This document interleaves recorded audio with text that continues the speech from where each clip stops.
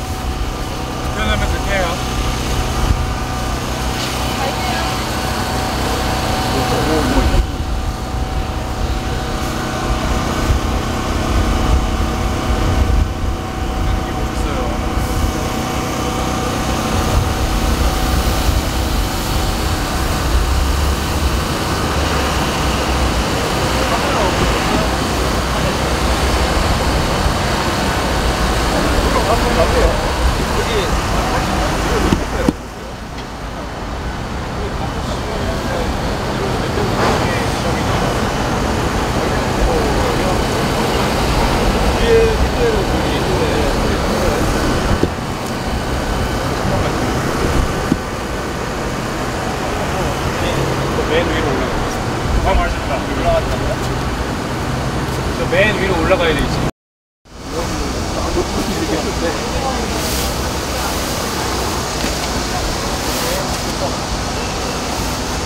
끝에 물면 그나마 조금 물리겠는데 여기 문 타고 올라가봐. 이렇게 올라가요? 아이고 다 짧어. 그렇지. 어디까지 올려야 돼? 여기까지 올려야 돼? 너 그 손을 끄트머리까지 올려봐. 오른쪽 끝을. 그렇지. 이게 걸 데가 없어. 여기 걸어야 돼, 걸려면. 이거 고리로. 이거 넘겨서 걸어야지. 아니면, 그렇지. 그렇지, 그렇지.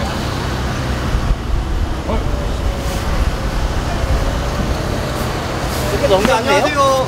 청사 관리자입니다. 울파리 말고.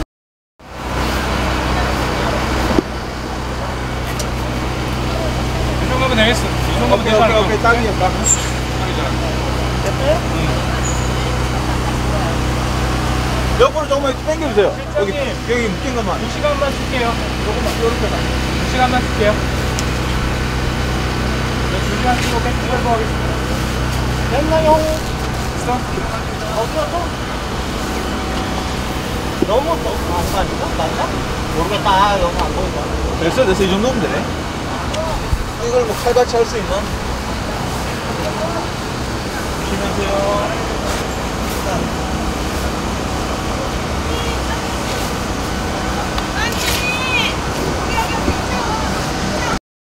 선생님은 보호자가 아니고 혹시 네? 보호자신 건 보호자로 나오신 아니요. 환자인데요. 저는 전이가 많이 된 화학노세요. 아 진짜 몸이 안 좋으신데도 나오신 거예요? 네. 아이고, 괜찮으세요? 움직이시기?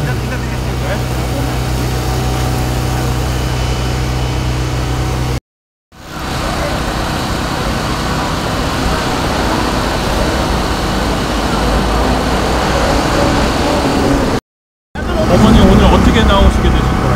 아, 저를 우리 보험공단에서요, 우리 선량한 국민들을 국가에서 죄 없는 서민들을 어떻게 범죄자로 만들고 보험사기로 만든지, 병원에 입원해갖고 있는 사람한테 타설계사들이 병원을 방문해갖고 와가지고 서있어 나눠 먹었어도 저희는 배경이 없어가지고 아무리 재판을 해도 계란으로 파헤치기고 이길 수가 없습니다. 이런 사람을 바로 안 잡고 왜 우리 국민들을 이렇게 보험사기로 만든지 저는 도저히 이해가 안 가고, 양승태 대법원 공간에서 제가 이렇게 장애자 몸으로 한 겨울을 노숙자 생활을 했습니다. 그랬더니 화장실 좀 가자 해도 화장실도 못 가게 하고, 여 밖에서 다 오줌을 쌌는데요, 10만원 가트로 물려갖고 지금 재판 중에 하고 있습니다. 건강원에서도 지기가 나를 밀어내고는 내가 거기서 했다게 하고 지기가 재판을 걸어가고, 제가 구형을 1년 때렸는데 제가 제가 없는 걸로 받아가고 지기가 또 항소를 해놨습니다. 어머니가 지금 계속 어머니 아프신 걸리신 거예요? 예, 아니 암보다 교통사고 나갖고, 예, 그리고 우리나라 보험회사가 뭐가 잘못됐냐? 우리 국민들을, 선량한 국민들을 죄 없는 범죄자들로 만든 것이 이게 제일 또 장점이에요. 타 설계사들이 병원으로 쫓아다니면서 이렇게 가입을 시키고, 보험회사에다 고객센터에 전화해도 어느 누구 하나가 이렇게 발벗고 나서준 사람이 없어요. 그러고 결국은 보험 사기로 엉키고 너무 억울해요, 진짜 저희들이. 혹시 뭐 보험사에서 뭐라 그러면서? 돈을 줘놓고 건강원에다가 민원 제기하지 말라고 해놓고 지기가 반항 소송을 또 해버린 거예요. 돈을 내놔라고. 그리고 저는 2008년부터 지금까지 이렇게 세상에 몸이 이제 뭐 이고 어디고 성원대가 하나도 없이 저희가 먼저 죽게 생겼어요. 우리나라 보험 맹포를 진짜 바로잡아야 됩니다. 뭐 약관이나 이런 거를 들먹고, 약관은 한번 읽어보셨어요? 약관은 누가 약관을 읽겠습니까? 깨알 같아갖고. 응? 그리고 타 설계사가 병실로 와갖고 한 것이 분명 바뀌어져서 농협설명도 돈을 줬어요. 그래 놓고 건강원에 민원 넣지 말자고 해서 저는 약속을 지켰는데 지기가 돈을 줘놓고 저를 건강원에다 고소를 해갖고 지기가 고소를 했더라고요. 그래서 힘없는 서민들은 이길 수가 없잖아요. 약관 같은 거 참 읽어봐도 뭔 내용인지 모르겠죠. 무슨 내용인데 깨알 같은데 덧배기를 놓고도 뭐 이해가 안 가요, 저희가. 내용 자체는? 예, 내용 자체도 잘 이해가 안 가고. 어려운 말들이 많아요. 예. 그러고 이거는 뭐이냐 물어봐도 금방금방 잊어보잖아요, 저희 서민들은요. 진짜 국가에서 보험회사들이 행포를 못하겠거든 선량한 국민들을 힘없고 진짜 바르게 살게끔 하려면 보험사들을 바로잡아야 됩니다.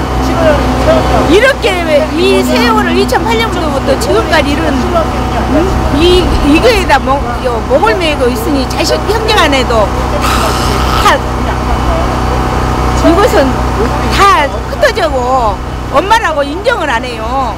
저는 너무 억울한데요. 저는 고시원에서 얻어놓고 이렇게 강주가 집인데요. 전라도 강주가 집인데요. 지금 이렇게 와서 고시원에서 생활하는 게 이제 몸까지 다 하얗게지면서 고시원도 제일로 돈이 없으니까. 계속 이런 집회 같은 거 나오고. 네, 저는 계속 죽을 때까지 할 겁니다. 우리나라 보험회사가 바로 우리 국민들을, 선량한 국민들을 왜 보험사들이 이렇게 이 범죄자를 만들고 이런 행동 하지 않을 때까지는 저는 할 겁니다.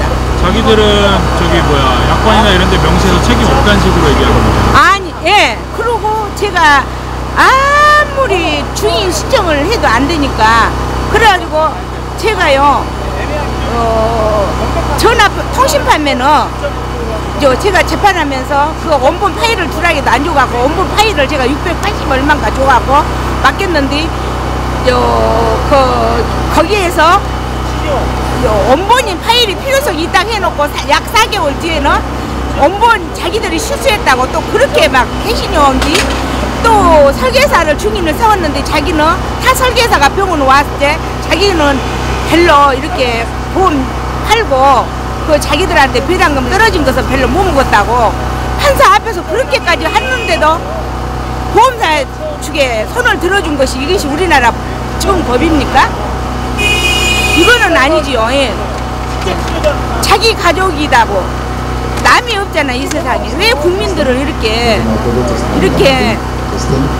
얼마나 헛된 인생을 살게 합니까? 건강일지 저희가 하고 싶은 일도 다 못하겠지. 좋은 일도 하고 싶은 일도 너무너무 많거든요. 어머니 성함이 어떻게 되세요? 저는 강주시 조우생입니다. 혹시 나이가 57세입니다. 그 입원하시게 된 계기 제가 교통사고 났는데 그 여자가 하나 둘 같이 강주 시내를 돌아다니면서 두 명이 그래갖고 그 여자를 오라간대요. 꼭 나같이 새로운 사람이 앉아가 있으면 그래갖고 그렇게 하고 농협설계사 여자가 안 오고 다른 타설계사가 와서 몇 년도에 입원하셨어요? 2008년도에요. 예. 직접 치료가 무엇입니까? 이 질문에 촛불 집회에 많이 참여해 주시고요. 오늘 남일이 아닙니다. 네, 아까도 말씀드렸습니다만 암이라는 질병은 여기 계신 젊은 분들 또 저 젊은 우리 경찰관 또 젊은 남녀 대학생 아이 어른 할 것 없이 찾아오는 질병이 바로 암입니다. 소리 소문 없이 오는 암 오늘 5시부터 8시까지 진정 무엇이 진정한 10년 20년 보험료를 내고 암에 걸린 것도 억울한데 10년 20년 보험료를 내고 암에 걸렸더니 그대들이 만든 보험약관에 있는 대로 보험금을 지급하지 않고 직접 치료라는 가짜말, 이 세상에 없는 직접 치료라는 말을 통해서 암 환자들을 희롱하고 우롱하고 있습니다. 여러분 암에 걸리지 마십시오. 암에 걸리면 여러분이 10년 20년 했던 그 보험사들이 여러분에게 암 치료가 직접 치료인지 물어볼 겁니다. 여러분에게 여러분의 주치의에게 물어보십시오.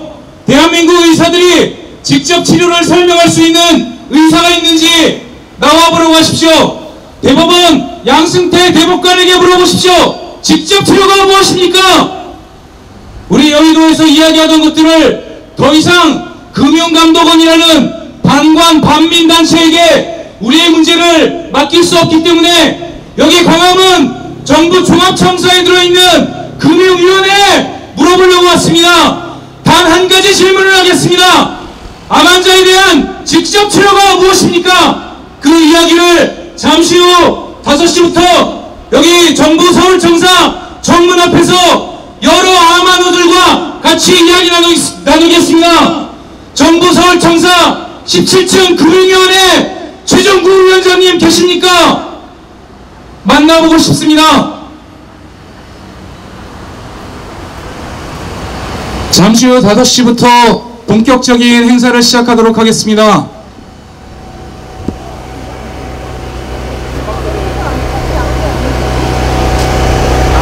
부장님, 그 행사 시작 전에 오늘 모이게 된 의의 같은 거 짧게 한 번만 해주세요. 네. 오늘 여기 어떻게 이거 모임은 어떤 취지의 목적의 모임인가요? 네, 저희가 보험사에 보험 가입을 하고 안타깝게 암 환자가 됐습니다. 그런데 각각 10년, 20년씩 보험료를 납부하던 그런 계약자들이 암 환자가 된 게 슬픈 일인데 보험사들은 각각의 보험 약관에 명시되어 있는 대로 암 입원 보험금을 지급하지 않는 것입니다.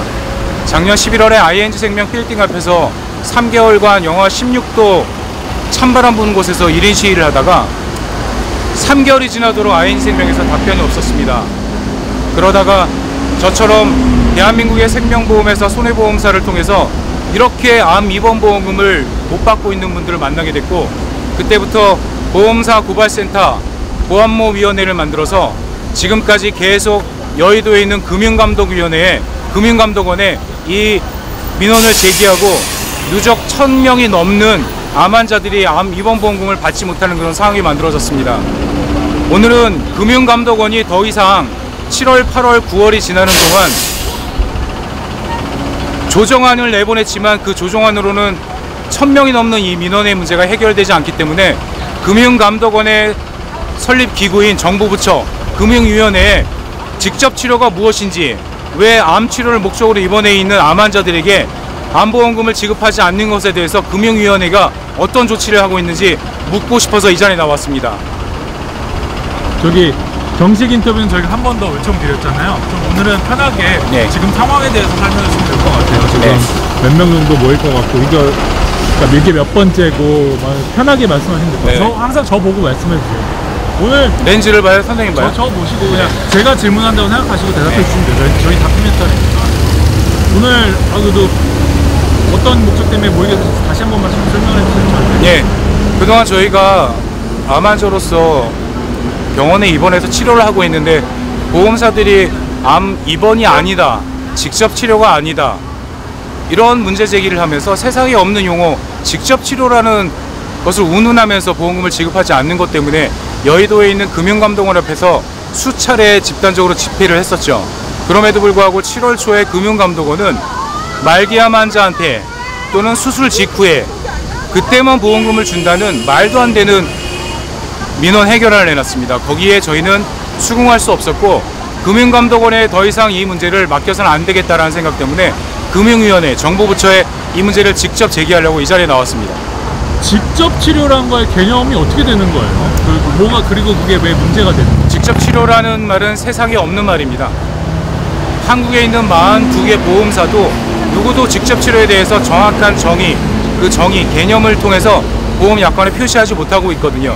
그런데 보험사들이 교묘하게 2014년 4월 이후에 약관을 일부 개정해서 직접 치료를 운운하기 시작했습니다. 그래서 저희는 주장하는 거예요. 이렇게 암 환자가 된 분들이 10년, 20년 전에 보험을 가입하고 그때는 없었던 직접 치료, 암 치료를 목적으로 하는 입원 보험금을 달라고 하는 것을, 입원을 했는데 당신은 암 환자이긴 하지만 방사선을 했는지 항암을 했느니, 이런 항목들을 들이밀어서 없는 개념을 만들어서 계약자, 암 환자들을 울리고 있는 겁니다. 그런 개념들을 만들고 새로운 단어를 만들고 그런 단어들의 뒤에 숨는 이유가 뭘까요? 간단하게 말하면 지금 어떤 암 환자가 A라는 보험사로부터 질병이라는 걸 인정받아서 질병 치료를 목적으로 입원했을 경우에 10,000원의 입원 보험금을 받습니다. 그런데 질병이라는 커다란 개념 안에 들어있는 암 속에 질병이 들어있는 게 아니라 질병이라는 커다란 개념 안에 암이 들어있잖아요. 그런데 암에 대한 치료를 목적으로 입원을 하게 되면 정액보험금으로 5만원, 10만원, 20만원을 무제한 또는 1825일을 지급하기 때문에 생각해 보십시오. 질병 입원비 10,000원을 주는 건 싸지만 그 사람에게 암 치료를 한다고 20만원을 매일 일당을 보험금을 지급하면 그 규모는 커지겠죠.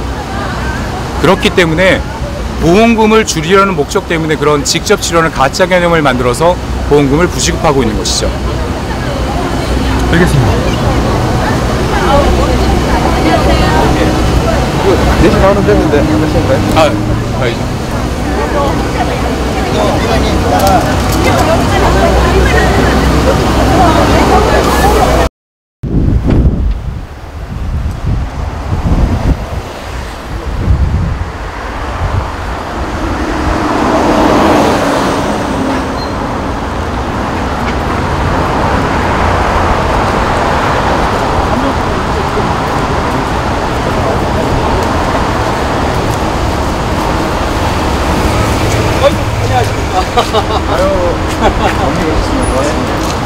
어디서?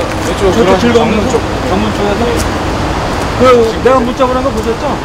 회장님은 참석 못하고, 예. 제가 시간은 어느 정도 한 A4를 2장 이렇게 간단하게 해결했는데 이 정도 하시면 될 것 같습니다. 한 3분, 5분? 네, 5분에서 10분 같습니다. 5분에서 10분. 알았습니다.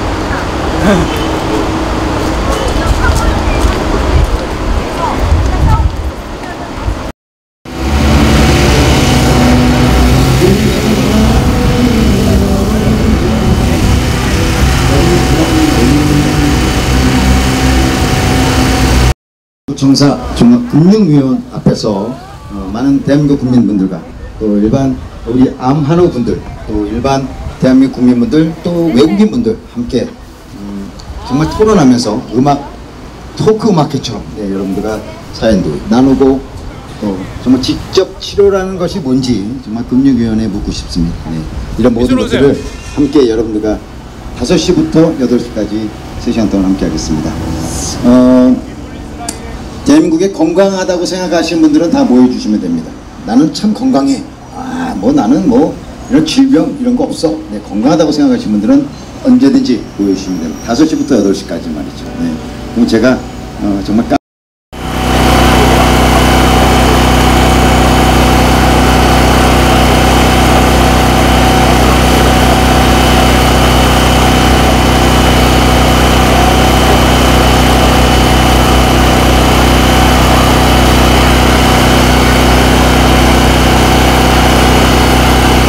그리고 이 정부 서울청사에 각각의 그 노동자 근로자로서 또 자기의 불만, 이 세상의 부조리에 대해서 이야기하고자 하는 분들과 연대를 하기 위해서 이 멋진 광장에 나왔습니다. 오늘 와주신 분들은 여러분의 진단명과 그리고 또 어디서 왔는지 그리고 해당 보험사가 어디 있는지를 출석 체크를 하시고 제가 서 있는 이 무대 가운데로 와주시면 좋겠습니다. 오늘 이 자리를 빛내주시기 위해서 오신 분들 굉장히 많으시죠?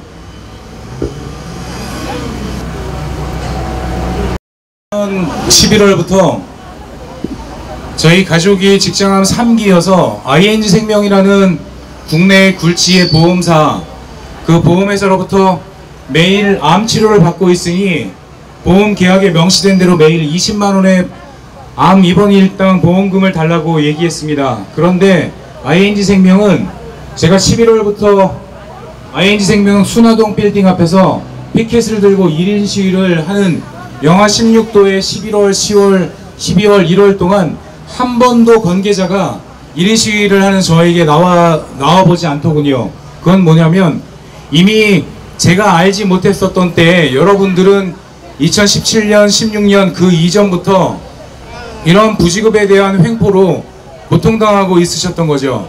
그래서 그 이후에 우리는 삼성생명, 또 LG화재, KB, 교보, 알리안츠, MG, 삼성화재, 대한민국에 내놓으라 하는 모든 보험사들로부터 어떻게 암 진단을 받은 암 환자들이 암 입원보험금을 받지 못하는지, 재미있는 사실은 암이 질병이라는 커다란 개념 속에 들어가 있는 질병 중에 하나이기 때문에 여러분 질병 입원 일당 받고 계십니까?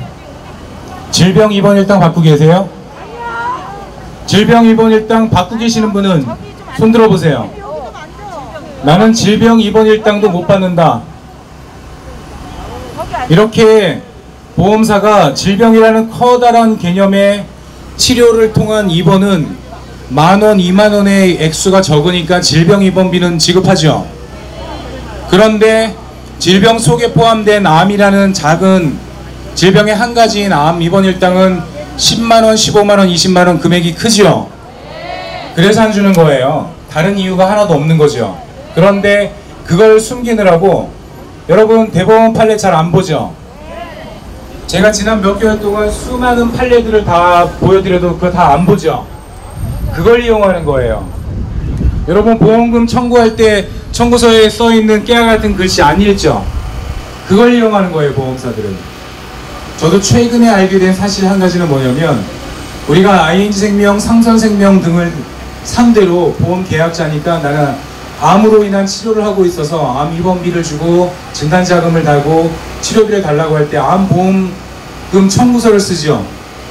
그 청구서 항목 요소마다 들어있는 독소조항, 우리가 동의해주지 않아도 되는 그 사항들을 모두 체크를 해서 받아가면서 어떤 일을 하냐면 여러분이 요양병원에서 어떻게 치료를 했는지 간호기록지까지 모두 싹 들고 가는 거예요. 그래서 어떻게 얘기하냐, 입원이 꼭 필요했어요? 통원을 해도 되는 건가요? 이렇게 물어보는 거죠. 이렇게 중요한 개인정보를 간단하게 보험금을 줄 줄 알고 하나 둘 셋 넷 사인하기 되게 쉽죠. 그럼 보험금이 덜컥 나올 줄 알았죠. 안 주는 거죠. 우리는 다 알아냈습니다. 왜 보험사들이 이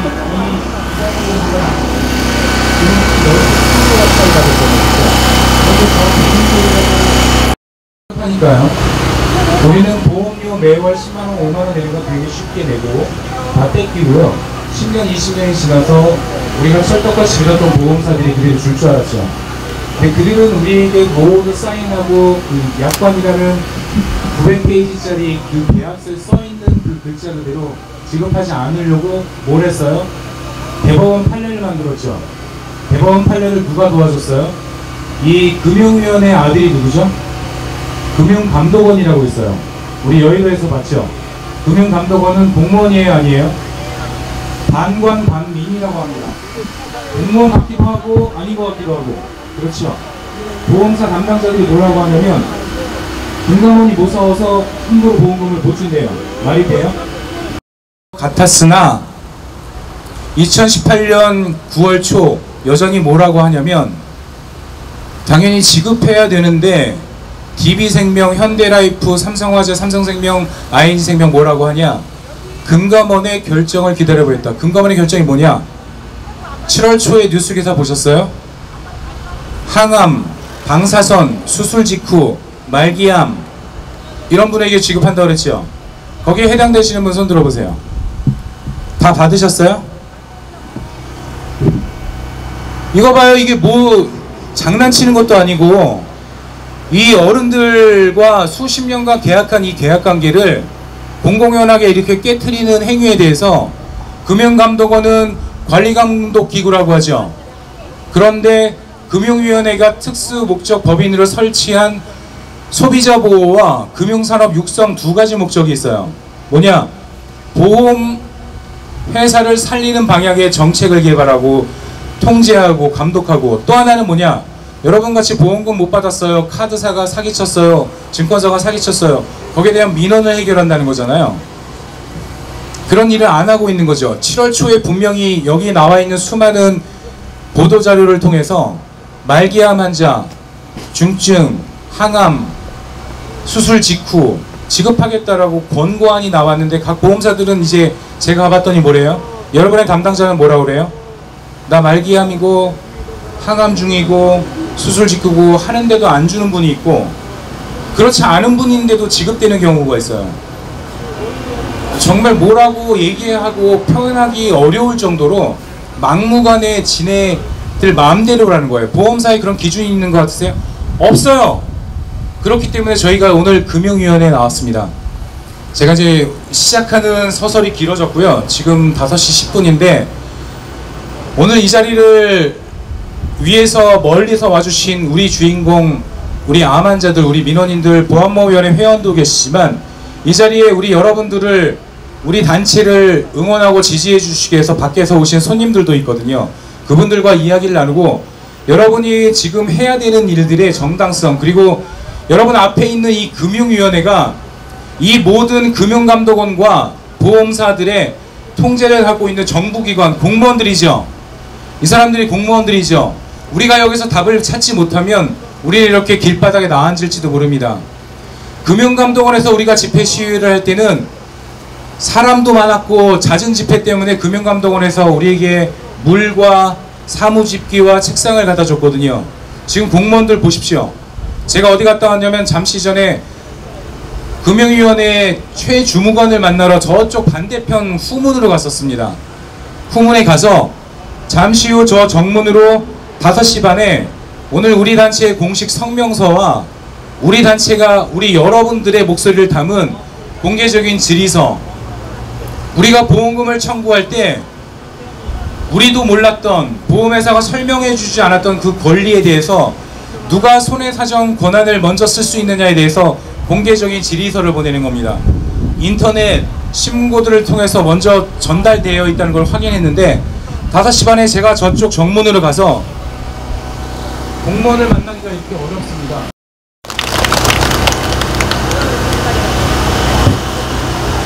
안타깝게도 우리가 하나였을 때, 하나의 목소리, 하나의 단체였을 때 2월과 3월과 4월 그 모습과 많이 달라져서 저 개인적으로 많이 속상합니다. 그러나 어쩔 수 없습니다. 우리 엄마 아빠가 헤어져 이혼하는 것이 그들의 문제고 우리 아이들의 문제가 아니듯이 여러분의 잘못이 아니라 제가 이 단체를 만들었을 때 설정했었던 그 방법과 방향, 그것과 다르게 생각하시는 분들이 우리 보안모 위원회라는 이름과 비슷한 보안모 이기라는 이름을 쓰고 있지만 그들도 역시 가고자 하는 곳이 저쪽이고 우리도 동일하기 때문에 한 곳에서 만날 거라고 생각합니다. 그렇게 생각하십니까? 네. 인사드리겠습니다. 저는 2017년 11월부터 우리 집사람의 안보험금을 받기 위해서 혼자 피켓 시위를 영하 17도에서 아인생명 순화동 본사빌딩 앞에서 혼자 하고 있다가 너무 서럽고 힘들어서 금융소비자연맹에 요청하고 대구에 있는 삼성생명 피해자와 또 삼성화재 피해자와 같이 만나서 보험사 고발센터를 만들고 1월, 2월, 3월, 4월 집회시위를 여의도에서 금감원 앞에서 멋지게 치러냈었던 보험모위원회 회장 최철규입니다. 오래간만에 뵙습니다. 가슴 아팠고 그동안 제가 할 수 있었던 모든 할 바를 다 했고요. 여기 지금 이 마이크 스피커 오늘 유명 가수 임주환 가수 우리 회원님께서 협찬해 주셨고 이 플래카드 이 뒤에 보이는 이 현수막 보이시죠? 오늘 우리가 이 정부부처 금융위원회에 이야기하고자 하는 화두입니다. 이 네 가지 질문에 대해서 정부부처인 공무원들인 금융위원회가 답을 해주지 못하면 여의도 금융감독원 답 안 해주고요. 여러분의 개별 보험사들 답할 이유 없습니다. 그 답을 듣는 시간으로 오늘 꼭 채울 거고요. 전체 프로그램상에 6시 반 정도가 되면 외부 인사 내부 발표를 마치고 금융위원회 주무관에게 공식 질의서를 전달하고 난 다음에 여기에서부터 여러분 뒤쪽으로 보이는 저 삼각산 뒤에 뭐가 있죠? 문재인 대통령이 계신 청와대가 있죠? 거기까지 우리 경찰들의 호의를 받아서 안전하게 평화로운 행진을 하고 문재인 대통령이 우리 문제를 들을 수 있도록 그렇게 소리 지르고 이 자리로 다시 돌아오겠습니다. 하실 수 있겠죠? 네, 고맙습니다.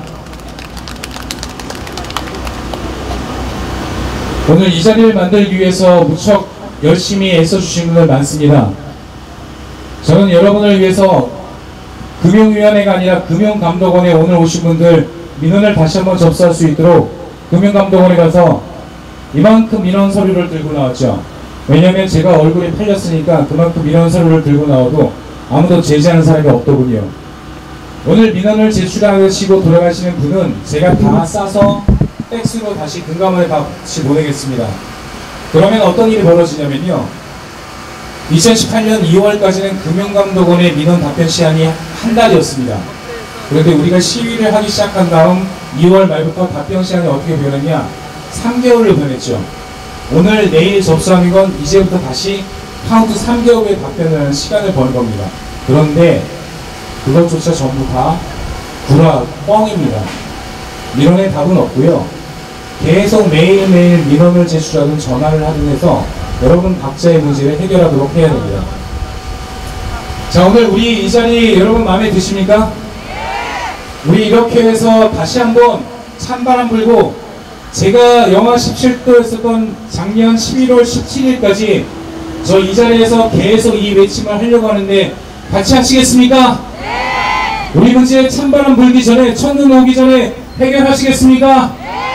함께 해주시겠습니까? 박수 쳐주십시오. 이 자리에 보안모위원회에서 김영현 감독을 통해서 전체 실황을 용기가 아니라 여러분의 눈빛과 여러분의 믿음들이 있었기 때문입니다. 여러분의 문제가 해결이 하나도 되지 않았고 제 문제 역시 해결이 되지 않았습니다. 그런데 여러분 신문 등을 통해서 본 것처럼 우리 문제가 해결이 되지 않았는데 삼성생명의 즉시연금 문제 들어보셨어요? 즉시연금 가상금 문제가 터지니까 금융감독원이 뭘 했습니까? 즉시연금 계약자들에게 소송비용 3,000만원씩 준다고 하죠. 제가 그래서 알고 있는데 어머니 어떤 일로 보험사가 어디였죠? 여기 왜 참가하셨어요? 보험사 흥국화재 상대로 보험금을 저는 지금 달라고 이야기하면서 계속 흥국화재 경찰서에 고소해 해놨어요. 암 질병 때문에 개인정보법 그런데 유출했어요. 보험을 지급한다고 했는데도 이런 불구하고 내용이에요. 보험 지급 담당자 그리고 공감원을 반드시 처벌해야 된다고 해서 계속 다투고 계신 겁니다. 부산에 오신 관광지 리더님께 박수 한번 부탁드리겠습니다. 개발돼가지고 입원했어요. 예. 오늘 이 자리에서 여러분에게 부산 서울을 나눠주신 요양병원에 김자영 입원했는데 씨, 최영주 씨, 요양병원에서 이미진 씨, 정진주 씨, 송민경 씨 수술한 거 아니지 감사드리고요. 않느냐고 암암의임에도 불구하고 요양병원에서 여러분들 항암하냐 오른손 한번 들어보십시오. 항암하지도 녹색 피가 않았는데 왜 돈 보이십니까? 달라고 하느냐 그래요. 제가 지난 2월부터 근데 만들고 싶었던 지금 밴드였습니다. 현실적으로 요양병원에서 저쪽 암 광항 치료하거나 광장에 노란색 수술하거나 세월호 방사선 밴드였죠. 하는 데는 없잖아요. 그 슬프고 아픈 것을 검역원에서 그거를 받기 기억하는 위해서 의미에서 요양병원에 입원을 우리 하는 건강에 거거든요. 도움되는 팔찌를 근데 만들어봤습니다. 요양병원에 입원을 우리 하지 단체가 않으면 환자들이 이 다 억울함을 죽어나가요. 해소하고 보험사들이 모두 100기를 그래서 들고 입원을 여러분에게 하는 거예요. 100% 보험금을 그리고 면역이 줄 때까지 떨어지면은 이 밴드가 찢어질 3주마다 때까지 한 번씩 저 항암 열심히 치료를 해야 운영지 되는데 활동하겠습니다. 박수 면역이 한번 떨어지면은 부탁드립니다. 항암 치료를 받을 수가 없어요. 그리고 건병원에는 원래는 제가 했던 것처럼 수술하고 3일만 2018년 4월 되면은 3일 핏주머니에 피가 4월 2일 말르기 전에 부임한 퇴원하라고 금융감독원 해요. 김기식 금융감독원장을 이런 현실 공모와 속에서 불렀다가 항암한다고 입원 빈소리를 숨겨주는 맞은 그 건병원 경험 아무 때문에 데도 없어요. 오늘도 금융위원회 그래서 요양병원에 위원장 최종구 위원장을 진짜 공모와 훔쳐 불가피하게 부르려고 입원을 하는 하지만 거예요. 그만큼 저도 직접 4, 치료하는 5, 6, 말은 7, 8, 그 9, 전에 5년 동안 들어본 적 있으세요? 머리도 크고 직접 치료라는 얘기는 최종구 보험사에서 위원장 여기 만들어낸 있을까요 거거든요. 없을까요? 암 환자들은 우리가 온다는 사실을 직접 치료 알까요 간접 치료 모를까요? 없어요. 알고 무조건 있겠죠? 암을 치료하기 위해서 내일 아침 입원한 7시에 것이기 금융감독 때문에 원장 이거는 이수건 원장이 직접 치료에 들어가는 보험사 거예요. 사장들을 모아서 간접 7시에 치료는 아침밥을 없어요. 먹습니다. 왜 모일까요? 그런 거 우리 문제 약관에 해결하라고 대해서 아침밥 우리는 먹을까요? 책임 없다는 식으로 나오는 거예요? 그렇죠. 아닙니다. 즉시연금 판례만 해결하라고 가지고 모일 설명이죠. 겁니다. 그렇죠? 판례. 억울하지 않습니까? 판례는 각 개인에 따라서 즉시연금이라는 건 1억 다 5천만 다른데 원, 2억 한 사람 정도를 판례를 한꺼번에 가지고 보험사 안에 넣어두고 전체 이자를 받고 환자들한테 연금을 다 하는 적용을 거거든요. 해요. 그러면 돈 좀 있는 그러면서 사람들이겠죠. 돈을 못 주겠다고. 우리는 허리띠 아껴가면서 보험료 꼬박꼬박 2달 안 내면 2008년도에 방치되고 폐지시킬까봐 있는 판례를 그거 가지고 허리띠 못 졸라가며 준다고 그러고 보험료 20년 20년 유지했더니 또 이 보험사들이 2013년도에 하는 있는 작태 판례 보셨죠? 그거 언제 가지고도 고객이 444 연락하는 판례 가지고도 당신은 못 암 준다고 치료하는 게 그래요. 아니라면서 암 환자가 아니라면서 여러분 보험사들이 모든 보험금을 환자한테 주지 않는다고 적용되는 게 하면 이렇게 아닌데 그거 하나 해줘보십시오. 가지고 다 적용. 내가 암 완치 판정을 받았다고 완치 판정서를 써달라 그렇게 한번 읽어보십시오. 판례는 하실 수 있겠습니까? 나한테 암 완치 정확한 판정을 거는- 써주지 못하는 정확한 거는 집에 다 주치의가 있는 있어요. 반면에 보험사들은 여러분이 암 아주 치료를 하고 어렵죠. 있다 안 하고 있다 이런 걸 따지고 있습니다.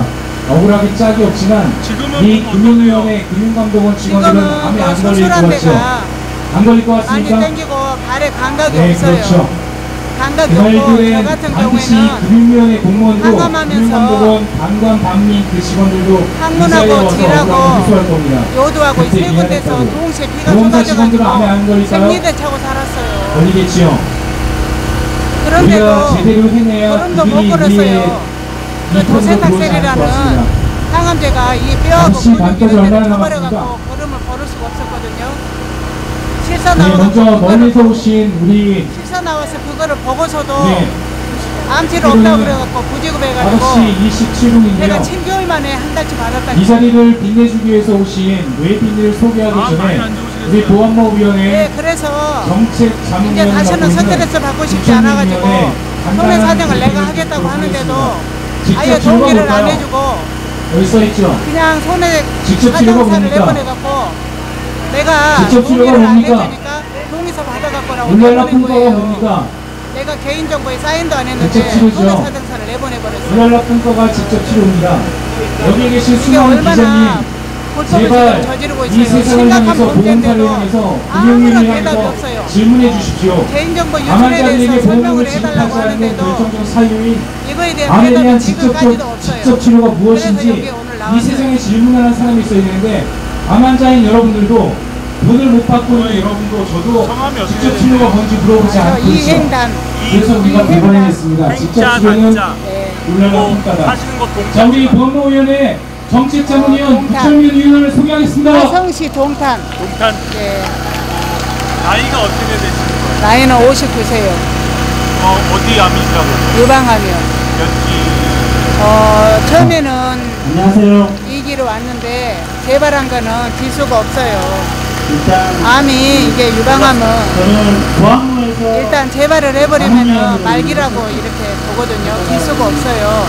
그리고 유방암이 전이 재발이 잘 되기 때문에 이거는 면역 치료를 철저하게 하지 않으면은 진짜 위험해요. 사실 암이란 거 처음에 얘기 들으셨을 때 보험이 들어오면서 안심하셨을 거 아니에요? 안심했죠, 당연히. 당연히 안심하고 있었죠. 그때도 처음에 입원했을 때는 처음에 수술했을 때는 제가 요양병원을 못 갔어요. 방사선하면서 병원 근처에 있는 이렇게 데워다주고 요양할 수 있는 그런 병원이 있었는데 거기 한 달간 입원하고서 청구를 했더니 못 준다고 그래가지고 다음에는 다시는 입원하지 말라고 하고 제가 입원을 못했어요. 근데 재발하고 나니까 아 이거 이래서는 안 되겠구나 싶더라고요. 내 생명이 하나인데 법회사에서 입원 못하게 한다고 해서 내가 입원을 하는 건 내가 죽잖아요. 그래서 수술 끝나고 항암 받기 위해서 요양병원에 입원했는데 당연히 나는 줄 줄 알았는데 아마도 얼마나 스트레스를 줬는지 몰라요. 중요한 건 야권이 직접 수행한 날이 없잖아요. 지금 얘기하고 그럼에도 불구하고 대법관은 뭐라 그랬어요? 감사합니다, 어머니.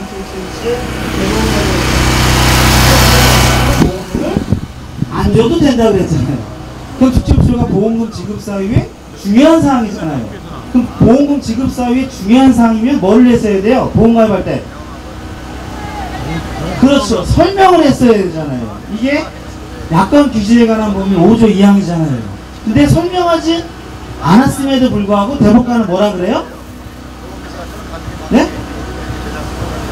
설명하지도 않아도 되는 이 중요한 내용을 설명하지도 않아도 내용이면 더 나아가서 상식적인 내용이라면서 보험사에 손을 들어줬어요. 거기에 등장하는 대법관이 누굴까요? 요즘 문제가 되고 있는 재판, 사법거래에 등장하는 그 리스트 판사들이 쭉 있잖아요. 대법관들이 있잖아요. 그분들하고의 연관성과 계보들을 지금 연구하고 있어요. 대체 약관에 나와 있지 않아요. 근데 이상하게 의료소송 관련된 판결문에 등장하는 단어가 직접 치료예요. 그러면 여러분들이 이런 얘기를 하잖아요. 보안부에서 약관대로 지급하라 뭐 이런 얘기 하잖아요. 맞나요? 아니에요. 여러분들은 약관에 국한해서 해석할 필요가 없고 상품 가입하면 뭘 줘요? 증권을 주고 청약서를 주고 약관을 주고 또 만나서 이해 안 되는 건 글로 써주잖아요. 또는 메모를 주잖아요. 그리고 우리나라에는 법이 있잖아요. 이런 다양한 규정들 중에 무엇이 제일 우선일까요? 여러분에게 가장 유리한 걸 주장하면 돼요. 왜냐하면 직접 치료에 대한 내용이 없어요. 국립암센터 의사에게 물어봤죠. 직접 치료가 뭡니까? 그랬더니 뭐라 그랬죠? 직접 치료한 내용은 없다. 영어로 해석할 수 있는 의사가 있으면 나와보라 그랬어요. 없어요. 영어로는 primary purpose라고 하는 거예요. 주된 목적이 뭐냐. 네. 그래서 국립암센터 의사들은 직접 치료하는 없다라고 얘기를 하고 있고, 그 다음에 옛 국민건강보험공단 이사장이었던 이성재 변호사님이 또 보도를 했지요. 여기 이제 KBS 인터뷰하면서 이랬죠. 질병 및 재해 그 치료를 직접 목적으로 한 입원. 이게 뭐야? 그럼 보험에서는 간접 목적으로 어떤 걸 예상했나요? 라고 이렇게 인터뷰를 해요. 그게 아니었어요.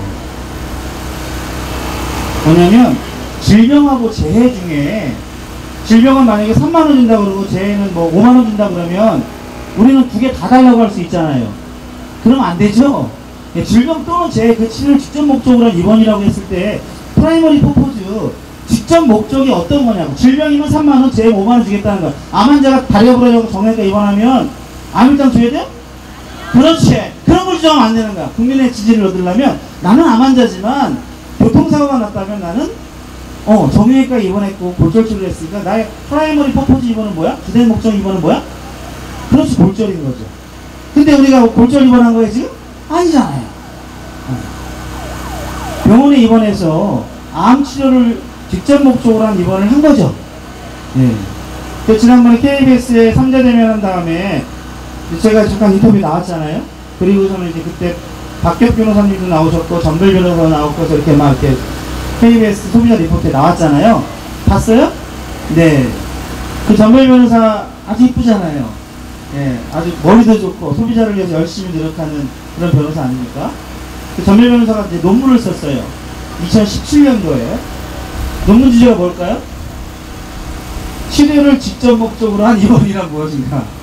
이거예요. 그 논문에 의하면 치료를 치료비를 청구한 거예요? 입원 일당을 청구한 거예요? 그러니까 입원까지 읽어야 돼. 치료를 직접 목적으로 한 입원이죠. 이게 체언이라고 하는 거야. 체언. 이제 국어 방송날 한글날 나올 텐데 이 체언을 입원은 입원인데 어떤 입원이야? 직접 목적으로 한 입원이야. 이제 직접 이제 그걸 용언이라 그래. 용언. 네, 국어 시간에 공부를 했으면 알아요. 이 체언과 용언의 위치만 보면 다 알아. 근데 2014년 4월 때 약간이 바뀌었어. 어떻게 바뀌었어? 직접 치료 입원이라고 바뀌었어. 그러니까 어떻게 된 거야? 용언의 위치가 어디 있어요? 치료 앞에 있잖아. 치료.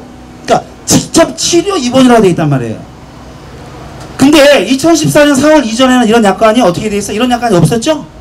1, 2, 3이 아니라 2, 1, 3으로 바뀌었단 말이야. 1, 2, 3이 2, 1, 3으로 바뀌었어. 근데 이거를 약관은 14년 4월에 바뀌었는데 대법원 판례는 몇 년 뒤에 나온 거예요? 2008년도에 나와 있는 거야. 직접 치료한 단어가 약관에 없는데 대법관이 쓴 거야. 이 뒤에 뭐 있어요? 김현장 변호사 있잖아요. 그런 많은 화려한 변호인단을 선임했겠죠. 상대적으로 약자의 계약자 혹은 암환자들보다 돈이 많고 우리가 낸 돈으로 변호사 선임해갖고 우리를 공격하고 있잖아요. 지금 보험회사가. 참으로 참담하죠. 우리가 낸 보험료로 보험회사가 우리가 낸 보험료로 변호사를 선임해서 우리를 공격하게끔 변호인단을 꾸려가지고 소송해서 만들어낸 게 직접 치료라는 개념이에요. 왜 울랄라 뿜까냐면 말이에요. 직접 치료라는 단어가 2014년에 존재하는데 어떻게 판결문에는 2008년도부터 그게 등장합니까? 2006년도에도 등장하고. 이게 옴니프리젠트라고 하는 거예요. 무소부재. 언제 어디서나 존재해요. 직접 치료라는 게. 이게 우리를 따라다니면서 직접 치료 의무가 암 일당을 지급하는 데 있어서 당뇨 입원 일당을 지급하는 데 있어서 고혈압 입원 일당을 지급하는 데 있어서 성인병 입원 일당을 지급하는 데 있어서 중요한 거였으면 뭘 했어야 돼? 설명했어야 되잖아. 설명했어요? 근데 어떻게 이게 부지급 사유가 돼? 근데 어떻게 이게 민법 105조의 임의규정을 들어서 설명하지도 않아도 되는 상식적인 얘기라고 대법관이 얘기할 수 있습니까? 이게 나라입니까? 너무 화가 납니다. 내가 다시 한번 마이크를 잡을 테고요. 그리고 잠깐 광고 한 말씀 드리겠습니다. 지금 제가 초대를 했던 분이 한 분 오셨는데 이따가 식순에 따라 인사를 하겠는데요. 그 18대 대선 선거 무효소송원당 공동대표님이세요. 거기서 같이 제가 소송인단에 참여를 했고 그 한영수 전 선관위원회 노조위원장님이셨습니다. 실합니까? 오늘로 같이 가시겠습니까? 자리에서 일어나셔서요 천천히 저쪽 앞으로 가십시오. 그리고 자치 이 자리에 돌아오셔야 됩니다. 뭐냐면 우리가 이 단체가 제가 대표로 해서 여러분의 목소리를 담은 성명서와 그리고 공개 질의서를 이 정부기관인 금융위원회가 우리에게 답변을 할 거라고 믿습니다. 여러분이 함께 가셔서 정중하게 이 질의서를 전달하고 오도록 하겠습니다.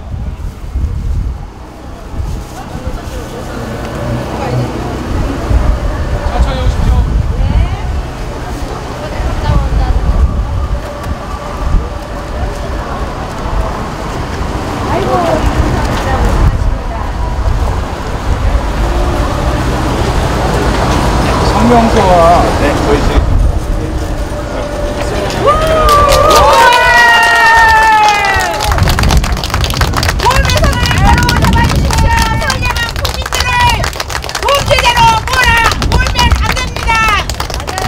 암환자 입장에서 생각해주세요. 보안보 외쳐보죠. 저를 따라해보세요. 직접 치료 개념 없다. 금융위가 금융위가 설명하라. 직접 치료 울랄라 뿜까. 군인과 설명하라. 네. 일어나십시오. 저희 서민들 좀 잘 부탁드립니다. 그럼 보험회사를 바로 잡아주십시오. 다 걸릴 수 있어요. 다음에 가정대 형태가 있지 않습니까? 예. 잘 전해주셔야 됩니다.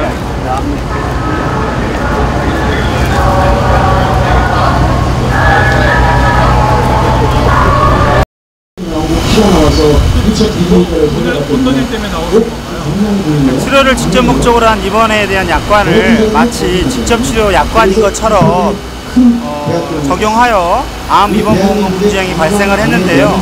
사실 그 약관에는 직접 치료에 대한 정의가 안 나와 있었어요. 근데 2008년 대법원 판례에서 직접 치료 의무가 보험금 지급 사이 중요한 내용이 돼버린 거죠. 그런데 그러면 이렇게 보험금 지급가 중요한 내용이었으면 설명했어야 되는데 설명해주지 않아도 된다라고 대법원이 판례하면서 직접 치료를 뭐 항암하거나 방사선 치료를 하거나 수술할 때만 암 입원 보험금을 주는 것이 정당하다라는 그런 보험사의 주장에 손을 들어준 것이죠. 근데 사실은 그 암 치료를 직접 목적으로 한 입원이라고 했을 때 그 치료를 직접 목적으로 한 입원이 뭘까요? 말 그대로 항암 방사선 수술뿐만 아니라 치료를 통해서 필수적으로 발현되는 증상까지도 치료의 한 과정이라고 보여지거든요.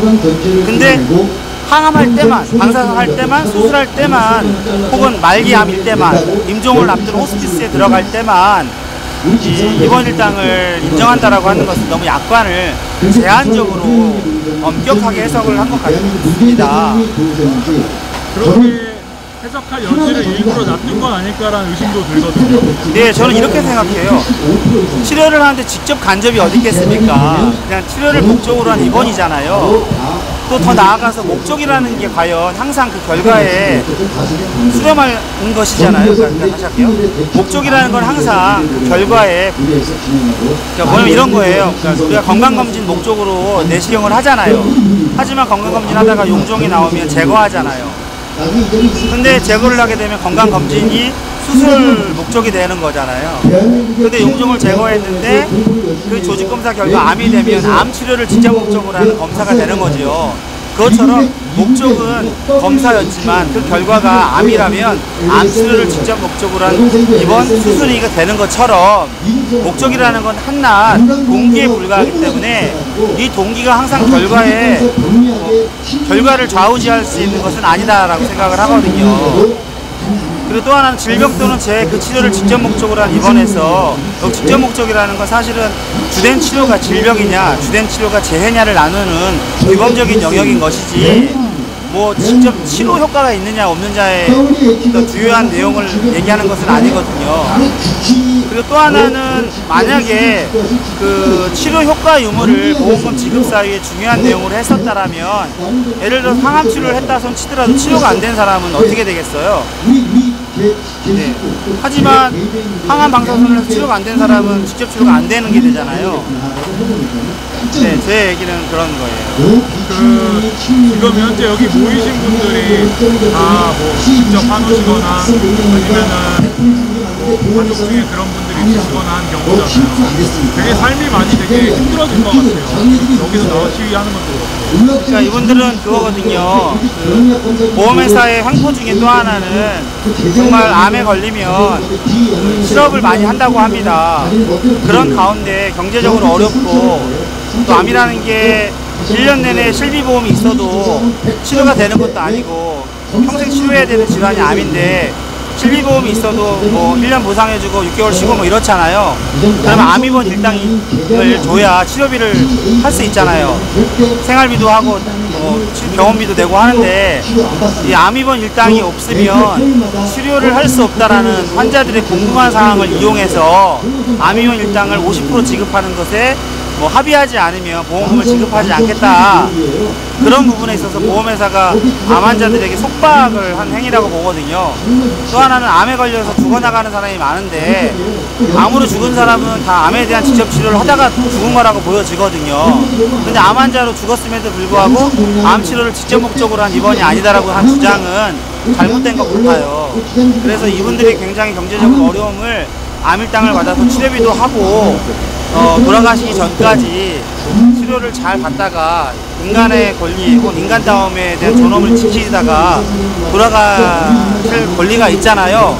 그런 권리를 지켜주기 위해서라도 암 환자에게 있어서 암입원 일당은 반드시 지급되어야 할 것 같습니다. 다만 요양병원 입원 중에 뭐 집에서 밥 해먹기가 힘들어서 혹은 그냥 뭐 이런 이유 있잖아요. 개인 사정 때문에 입원하는 그런 사회적 입원은 상당 부분 경계되어야 하고 또 뭐 보험 사기까지는 아니겠지만 입원 일당 받으려고 입원하는 사람들에 대해서는 이 사회가 한 번 더 이렇게 고민해야 될 숙제인 것 같습니다. 하지만 그럼에도 불구하고 암 환자로 입원하면 보험금을 지급해주겠다고 했기 때문에 네, 적정한 입원이 뭘까요? 과연 암 입원의 적정 기간은 얼마일까요? 그 보험회사들이 왜 이렇게 약간의 보호한 그리고 신조어까지 만들어내면서 이런 약관들을 만드는 걸까요? 디테일의 악마성이라고 보거든요. 약관을 굉장히 꼼꼼하게 설명하고 있는 것 같지만 이 꼼꼼하게 설명하는 곳에 도초에 함정이 도사리고 있었던 거죠.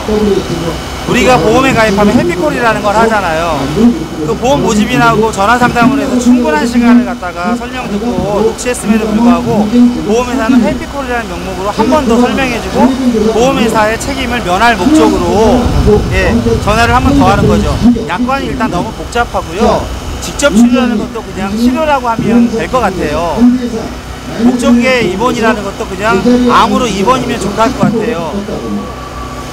직접 목적 입원이라는 게 대체 뭐겠어요? 직접 치료 목적 입원이 뭐예요? 그냥 암으로 입원시면 되는 거잖아요. 암으로 입원시 보험을 주면 된다는 건데 이거를 너무 디테일하게 암 치료를 직접 목적으로 한 입원, 더 나아가서 암 직접 치료 입원 이런 식으로 말 바꾸기를 하니까 너무 약간이 모호하고 나름대로 디테일하게 설명한다고 하지만 그 안에 많은 함정이 도사리고 있고 암 환자들은 그 함정에 빠져서 오늘도 이렇게 힘든 하루를 보내고 있는 것 같습니다. 지금 여기 앉아있는 성함이랑 네, 도철민 보안모위원회 정책자문위원입니다. 보고 이제 괜찮으세요? 앞에서 말씀하셨던 울랄라 풍가야가 뭐예요? 울랄라 풍가라는 건 뭐냐면요, 환자들이 보험회사의 행포에 이 사법부의 행포에 같이 언어 유희를 하고 있는 거예요. 보세요, 약관에도 존재하지 않고 의학계에도 존재하지 않아요. 국립암센터 의사한테 물어봤어요. 직접 치료가 뭐니까. 그런 건 없대요. 근데 유일하게 대법원 판례에만 존재해요. 그러면서 대법원 판례의 직접 치료가 뭐냐고 물었더니 항암 방사선 수술이래요. 근데 이게 보험금 지급 관련 중요한 사항을 설명했어야 된다 그러니까 설명하지 않아도 되는 상식적인 법률하면 민법 105조를 들이댔어요. 그러니까 애따 이거나 먹어라 울랄라 뿡까인 거예요. 근데 우리가 보험회사에다 물어보는 거죠. 여러분, 울랄라 뿡까이가 없다고 보험금 지급을 거절하면 어떡합니까? 계속 묻는 거예요. 여러분, 울랄라 뿡까이가 없다고 보험금 지급을 거절하면 어떡합니까? 그럼 보험회사가 이제는 묻는 거예요. 민호님, 울랄라 뿡까이가 뭐예요? 제가 묻고 싶었습니다. 직접 치료가 뭡니까? 약관에도 정의가 안 나와 있고 의학계에서도 없는데 왜 여러분은 그거를 보험금 부지급의 주요한 이유로 삼습니까? 그래서 울랄라 뿡까이 합니다. 이제는 답해야 됩니다. BBK 김경준 사건 있었을 때 이사회 뭐 했습니까? 김경준 구속되고 BBK 누구 거냐고 했더니 내 거 아니다라고 얘기했잖아요. 그러면서 결국 이사회가 시간을 한참 소비하고 나서 어떤 질문을 만들어냈습니까? 다스는 누구 겁니까를 이명박을 따라다니면서 계속 물었잖아요. 다스는 누구 겁니까? 다스는 누구 겁니까? 라고 계속 우리는 묻고 또 물어야 됩니다. 보험회사에 찾아가서 울랄라 뿡까이가 무엇입니까? 울랄라 뿡까이가 무엇입니까? 물었을 때 그들은 답할 거 아닙니까? 대체는 말도 안 되는 소리가 어디서 나온 거냐고. 그게 바로 직접 치료라는 말도 안 되는 소리 때문에 부지급을 한다면 그게 바로 곧 울랄라 뿡까이입니다 라고 얘기를 해줘야죠. 없었을 때가 있어요. 옛날에 약간은. 그때는요, 군부대에 입원한 것도요, 입원비를 줬어요. 맞잖아요. 입실하여 전념했잖아. 의무의사니까. 또 하나, 옛날에 수술에 대한 정의가 없었을 때가 있었어요. 근데 백혈병이나 혈액암 환자들, 비고령암 환자들은 항암 주사를 맞잖아요. 그리고 방사선 치료 하잖아요. 이게 치료잖아요. 그런 경우에는 또 수술비를 줬어요. 자, 볼게요. 입원에 대한 정의가 없었을 때는 군부대 입실도 입원의 정의에 해당한다라고 입원 일당을 지급하라고 한 거고요. 수술에 대한 정의가 없었을 때는요, 백혈병 환자 등에 행해졌던 항암 주사도 암 수술비를 지급하라는 거예요. 마찬가지로 직접 치료에 대한 정의가 없었을 때는, 예? 암으로 입원 시에 보험금을 지급해야죠. 입원에 대한 정의가 없었을 때가 있고 있었을 때가 있고, 수술에 대한 정의가 없었을 때가 있고 있었을 때가 있잖아요. 직접 치료에 대한 정의가 없었을 때가 있고 있었을 때가 있잖아요. 2014년 4월 이전은요, 직접 치료에 대한 정의가 없었어요. 당연히 지급해야죠. 처음에 우리가 암으로 입원하면 돈 준다고 해서 보험에 가입했잖아요. 암으로 입원했잖아요. 이 사람이 무슨 지금 뭐 골절 치료로 입원한 게 아니잖아요. 암으로 입원하면 돈 주겠다고 우리가 합의서 쓴 거 아니에요. 합의한 대로 줘야죠. 여기에 무슨 놈의 이유가 필요합니까? 직접 치료 효과가 있느니 없느니. 항암을 했을 때 그럼 항암 입원 시 입원 일당이라고 만들어야죠. 방사선 입원 시 입원 일당이라고 만들어야죠. 호스피스 입원 일당이라고 만들어야죠. 말기암 입원 일당이라고 만들었어야죠. 암 수술 입원 일당이라고 만들었어야죠. 처음 보험을 팔 때는 암 입원 일당이라고 판매해놓고 보험금을 줄 때는 죽일 때 보험금 준다 그러면 뭘로 암 입원 일당이라고 만들어요? 예? 장례식 입원 일당, 장례식 입관 일당 이렇게 만들지. 정의가 없어요. 정의가 약관에. 치료를 직접 목적으로 한 입원의 정의가 어디 나와 있습니까? 약관에. 2014년 이전 계약은요, 전액 다 보험, 입원 보험금을 지급해야 된다고 주장합니다. 많이 처리하고 있습니다만은 이 암보험금만큼만은 어떻게 저희 힘으로 사실 해결을 못했는데, 이게 많은 사람들이 모여서 힘을 합친다라면은 충분히 해결할 수 있을 거라고 저는 믿습니다.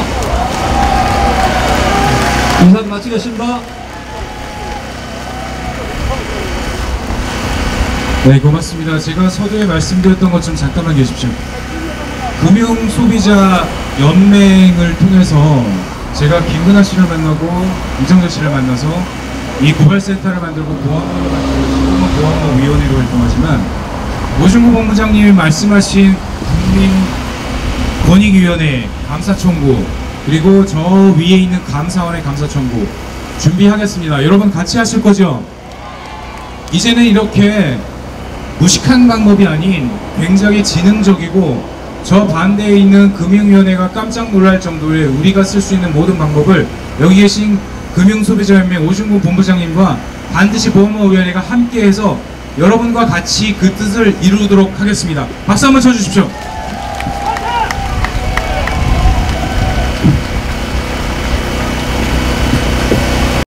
서명하시는 것을 5월 초에 제가 제출했던 명단에 합쳐서 바로 내일 접수하면 감사원이 금감원을 조사하게 되는 그것이 발동되는 겁니다. 아까 오준구 본부장이 말씀하신 거죠.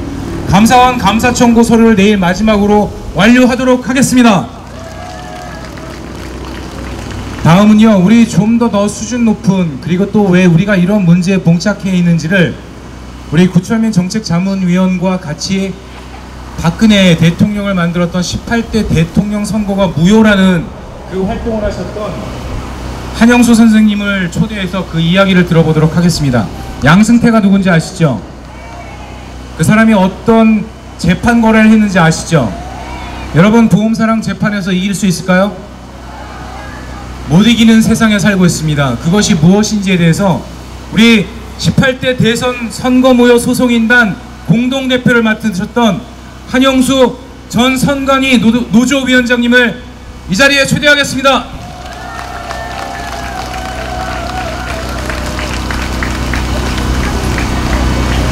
예, 방금 소개받은 한영수입니다.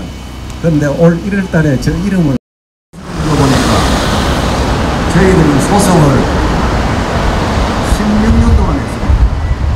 그렇게 민사소송, 형사소송, 행정소송, 기소사건 전부 다 성명한 사람들, 그리고 선거법 같은 선거법, 도로교통법 같은 도로교통법, 그 본문을 한글로서 제일 쉽게 해석해가지고 판결을 하는 것입니다. 무슨 말인지 알겠지요? 그 본문을 문헌적으로 판단을 정확하게 하는 것입니다. 여러분들이 아까 직접 치료니 뭐 이런 말 안 하였습니까? 여러분들이 공통적으로 쓰는, 대부분의 사람들이 쓰는 내용, 그것이 법문의 그 기준이 됩니다. 그럼 무슨 말인지 알겠죠? 그러니까 이미 그 보험 사건으로 재판이 있었던 모양인데 그 사건의 판례가 여러분들을 짓누르고 있는 것입니다. 잘못된 판례가. 왜 그렇냐면은 대한민국 요번 그 사법거래 사건이 많이 폭로되고 있지요. 우리 선거무효 소송이 사법거래 1호 사건입니다. 올 4월 4일날 KBS 추정 60분에서 방송하고 방영을 했습니다. 박근혜와 양승태가 재판 거래했다고 법원 리스트에서 나와가지고 KBS 추정 60분에서 방송 방영을 했습니다. 그러면 어떤 느낌이 옵니까? 판사들이라고 보면 안 됩니다. 판사들은 지금 대한민국 판사들은 지금 조폭들보다 더 못하다는 것을 제가 말씀드리는 것입니다. 그것이 현실입니다. 무슨 말인지 알겠지요? 여러분들이 이 지금 딱딱한 자리에 앉아서 하는 것도 여러분들이 걸립니다. 대한민국 국민들도 걸리니까 부끄럽게 생각하지 마시고 떳떳하게 하세요. 무슨 말인지 아시겠지요? 고개 빳빳하게 들고 두 눈 뜨고 빳빳하게 보면서 내 인생을 내가 유지하고 살아가는 것이 남들이 살아주지 않습니다. 무슨 말인지 알겠지요? 그렇게 내 인생을 잡지 않으면은 여러분들은 우울증에 걸립니다. 절대 남들에 기대지 마십시오. 내가 모르면은 요즘 스마트폰으로 들어가면 유튜브 들어가면 오만 사건이 다 있습니다. 다 알 수가 있습니다. 무슨 말인지 알겠지요? 요즘은 공부를 못해도 한글만 해독할 줄 알면 여 속에 다 들어있습니다. 자신감을 가지시고 그렇게 하시면 되겠고요. 이제 저 사건에 대해서 설명드리겠습니다. 2012년 12월 19일 날 대통령 선거가 있었습니다. 저는 중앙선관위 노조위원장을 2번 했습니다. 옛날부터 부정선거를 봤기 때문에 부정선거를 투쟁하다가 저 목이 잘렸습니다. 지금도 투쟁하고 있습니다. 그리고 그 18대 대통령 선거가 총체적 부정선거였습니다. 저는 중앙선관위 근무하면서 소송 업무를 해본 경험이 많습니다. 어느 것이 위반이고 어느 것이 어떻게 된다는 걸 직업적으로 감각적으로 잘 알고 있습니다. 그래서 박근혜가 당선됐을 때 총체적 부정선거라고 2013년 1월 4일 날 10,000명이라는 원고가 선거무효 소송을 대법원에 제기했습니다. 선거소송은 대법원에서 1심입니다. 심리와 모든 것을 대법원에서 다 합니다. 하는데 180일 만에 재판을 끝내야 하는 강행 규정이 있습니다. 선거무효 소송은 왜 180일 만에 하느냐? 대통령이 없으면 정치가 되지 않지 않습니까? 정부가. 그래서 빨리 대통령이냐 아니냐 직위 여부를 빨리 결정해 줘야 하는 것입니다. 그래서 180일 이내에 결정해서 기각을 시키든 인용을 하든 빨리 해줘야 되는 강행 선거법 규정이 있습니다. 그것을 대법원이 그대로 위반하면서 지금까지 재판을 거부하고 있습니다. 이제 사법 재판 거래를 하면서 양승태와 박근혜가 재판 거래를 했습니다. 그것이 법원에서 나온 자료, 법원 리스트, 블랙리스트에서 나왔습니다. 그래서 KBS 추정 60분에서 자신있게 방송하고 방영한 것입니다. 그러면 어떤 생각이 드십니까? 사실은 선거무효 소송이 우리나라 사건 중에서 최고 큰 소송입니다. 대권을 없애느냐 인용하느냐 그 소송이기 때문에 최고의 큰 소송입니다. 그 소송을 대법원이 왜 안 했겠어요? 박근혜하고 거래를 하면서 하지 않은 거예요. 그럼 박근혜 임기를 강제적으로 보장을 해주는 거예요. 이제 박근혜 탄핵하고는 별개입니다. 원래 탄핵은 그래서 탄핵이 불법이 되는 것입니다. 여기 탄핵 촛불을 많이 켰는데 촛불 시민들은 그 탄핵 집행부에 속아가지고 민주시민으로 나와서 활동을 잘 하셨습니다. 그 집행부가 탄핵 쿠데타 세력이었다는 것입니다. 저희들이 집행부 회의에 3번 참여를 해서 확인해 본 거가 그 집행부가 탄핵을 해서 쿠데타를 했습니다. 왜 그렇습니까? 대통령 부정선거가 일어나서 박근혜가 선거 다 죽게 되어 있습니다. 그것을 피하려고 탄핵 쿠데타를 내가 문재인이 됐습니다. 문재인이 돼가지고 지금 바로 되고 있습니까? 여러분 문재인이나 박근혜나 보수 발악하는데 보수파가 아니고 선관위 있었다니까 수고 골통을 하게 됐습니다. 보수 발하면 부정선거가 일어나면은 집에 있는 식칼이라도 들고 나와서 정부를 타도해야 하는 것입니다. 그것이 우리 헌법에 주어진 우리들이 권리입니다. 아십니까? 네. 여러분들도 명백한 불법과 부패를 보면은 하실 수 있겠죠? 또 한 번 외칠게요. 직접 치료 뭔 말이냐? 그rum이가 설명하라. 직접 치료 못 들었다. 그rum이가 조사하라. 네, 우리 종로경찰서 정보관들이 빨리 행진을 하라고 독촉이 날립니다. 초대 손님 한 분 더 계시는데 이분 소개하고 우리 자리에서 일어나서 여러분 초가 빨리 나왔는데 초 한번 켜보십시오. 제가 오늘 초를 준비했습니다. 저 광장으로 수십 개, 수백 개, 수천 개, 수만 개 그 촛불이 이어져서 우리 암 환자들이 얼마나 힘들게 이렇게 자기 권리를 찾고 있는지에 대해서 여러분 들어보시라고. 여러분 나중에 암 걸리면 우리처럼 이렇게 된다고 이 보험사들이 얼마나 뻔뻔한 거짓말을 하는지 이 촛불에 담아서 그 염원을 저기 청와대까지 끌고 가려고 합니다. 같이 해주실 거죠? 네, 우리가 보험 계약을 했었던 설계사, 지금 대한민국에 있는 42만 설계사의 노동자성을 획득하기 위해서 열심히 싸우고 계신 전국 설계사 노동조합 위원장 오세준 위원장님을 소개하겠습니다. 박수 부탁드립니다. 오래 기다리셨습니다. 예, 반갑습니다. 저는 전국 보험설계사 노동조합 위원장 오세중입니다. 반갑습니다. 힘드시죠? 허리 한번 이렇게 해보세요. 저도 힘들었어요. 예, 제가 마지막에 안 됐습니다. 그 보험료 하면서 한 번도 보험회사는 그런 얘기 해준 적도 없고, 제가 직접 다행인지 모르겠지만 제 고객 중에는 그렇게 보험에 걸려서 이렇게 분쟁이 있었던 분이 없어서 그런 수도 있는데, 지금 이것이 현실입니다.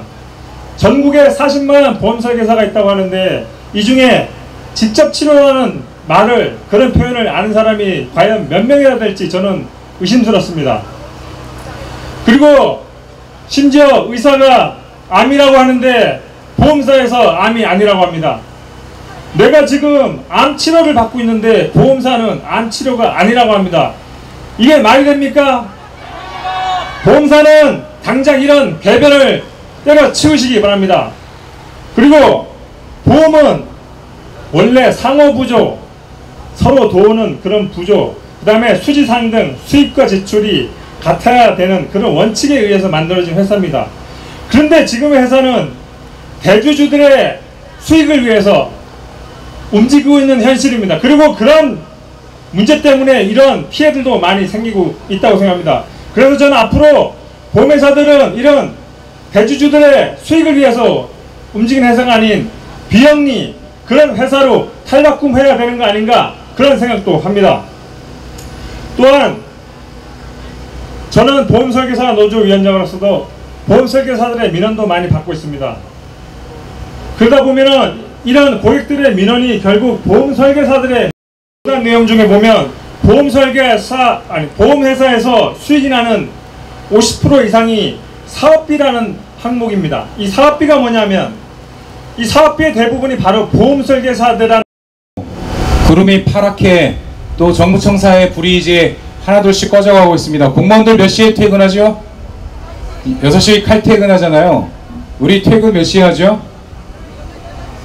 퇴근하실 겁니까? 이 문제 해결 안 되는데, 제가 오늘 나와서 느낀 건 뭐냐, 이따위로 우리가 보험사와 다투어서는 끝이 보이지 않겠다라는 그런 위협적인 생각을 했습니다. 위기감이 느껴졌고요. 이렇게 해서는 안 되겠다라는 분명한 생각을 했습니다. 여러분 모두와 같이 우리가 만들고 있는 정책대로 감사 청구, 국회의원, 11월에 국정감사까지 우리 문제를 끌고 가지 못하면 우리는 이렇게 길바닥에서 이렇게 목이 터져라 외치는 것밖에 할 게 없을 겁니다. 맞습니까? 보다 더 지능적으로 보다 더 지혜롭게 하지 않으면 이 문제 해결되지 않는다는 것. 여러분 개인의 MG 새마을금고에 ING생명의 삼성생명 한 회사의 문제가 아니라 한영수 대표님이 말씀하셨던 것처럼 대법관들이 판사가 검사가 여러분들의 재판 소송을 가로막을 겁니다. 그리고 여러분이 믿고 있는 금융감독원의 그 친구들은 보험사 삼성생명의 임원으로 가는 것이 자신들의 목표입니다. 그 사람들이 여러분의 그 민원을 처리해 주겠습니까? 안 해주겠죠? 그들이 왜 여러분의 민원을 하찮게 업신여기는 줄 이제야 알게 됐습니다. 여러분을 촛불을 켜십시오. 그리고 우리 문재인 대통령이 있는 청와대까지 천천히 걸어가도록 하겠습니다. 자, 자리에서 일어나셔서 촛불을 들고 저기 청와대 문재인 대통령이 왜 아마누들이 이렇게 보험사의 횡포 때문에 힘들어하는지 그 이유를 들을 수 있도록 우리 행진하도록 하겠습니다.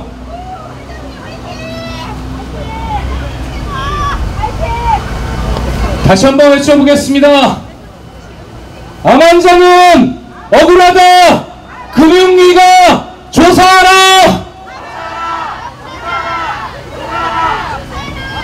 암환자는 억울하다. 금융위가 설명해라. 직접 치료 가짜 말이다. 금융위가 설명해라. 직접 치료 울랄라 품가 금융위가 조사해라. 네, 우리 이 자리로 다시 돌아올 테니까요. 소지품 중요한 거 드시고 제가 서 있는 왼쪽 방향을 해서 가면 경찰들이 우리를 안내해 주실 겁니다. 천천히 우리 청와대를 향해서 걸어가도록 하겠습니다.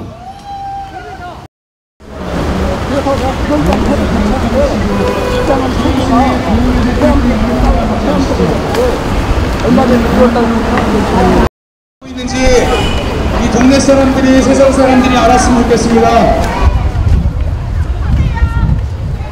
여러분 암에 걸리지 마십시오. 여러분이 10년간 20년간 보험료를 꼬박꼬박 내더라도 프리스런 될 수 있습니다. 여러분 보험료를 낸 것이 보험회사의 스트레스고 여러분이 암에 걸리면 여러분은 보험회사의 참박병이가 됩니다. 안타까운 얘기지만 자, 빨리 주세요.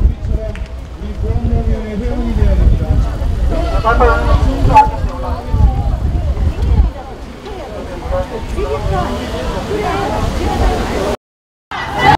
보험사에 보험사기 금융위가 조사하라. 직접 치료 뭔가냐 금융위가 아니 이거 딸이랑 아빠랑 역시 삼촌이랑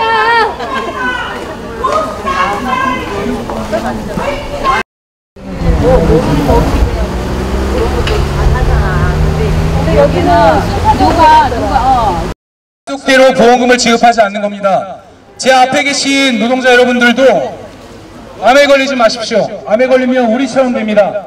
우리 암환우 여러분, 보험노위원회 회원 여러분 여기 편안하게 잠시 앉으셔서 안쪽으로 좀 들어가 주세요. 안쪽으로. 여기서 소리 지르면 문재인 대통령 듣습니까?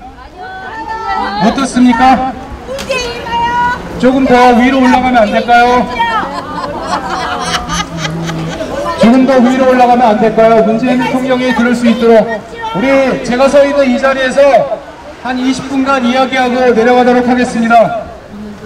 제 뒤에 계신 우리보다 먼저 와서 집회 시위를 하고 계신 분들과 같이 우리의 문제를 한번 이야기해 봤으면 좋겠습니다. 비정규직 철폐, 국민 생명 안전 위험하다, 발전소 비정규직 직접고용, 이 문제들이 남의 일 같죠? 우리 대한민국에서 일어나고 있는 우리 형제, 자매, 친구들의 문제고 우리가 아니 문재인이가 봐야 될 거 아니야. 퇴근했지. 사드리치의 부당성이 남성하고 변하기를 바라며 45번째 노래입니다. 괜찮으세요? 나오시는데? 그런 공사를 해야죠. 아 누가 저기 있냐?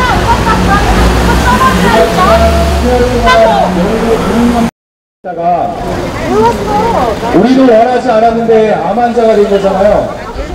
암 환자가 돼서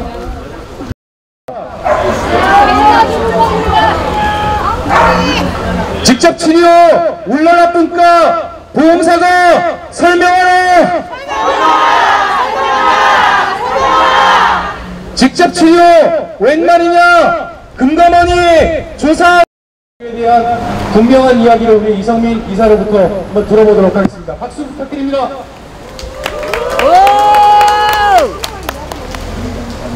여러분 안녕하십니까? 네, 안녕하세요. 문재인 대통령님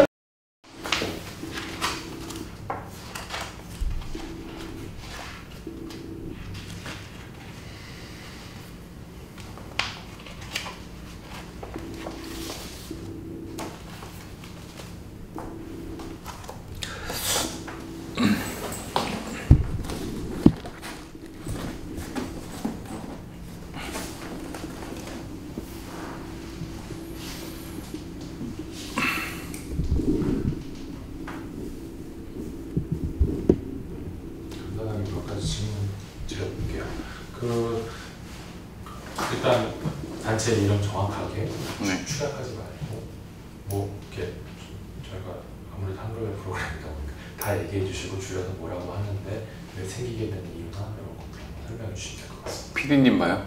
네, 저 보시면 돼요. 네.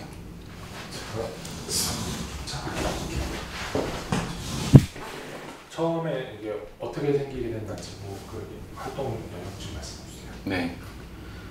보험사가 부당하게 암 입원 보험금을 지급하지 않는 것 때문에 2017년 11월에 ING 생명 본사 앞에서 영하 17도에 1인 시위를 했습니다.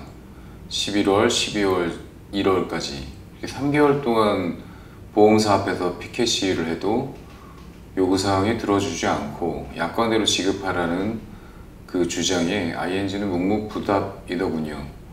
그러던 차에 나처럼 이렇게 횡포에 힘들어하는 분이 있을까 해서 금융소비자연맹을 통해서 대구에, 부산에, 전국에 있는 이렇게 암 진단을 받고 보험사로부터 암입원 보험금을 지급받지 못하는 분들을 만나게 됐습니다.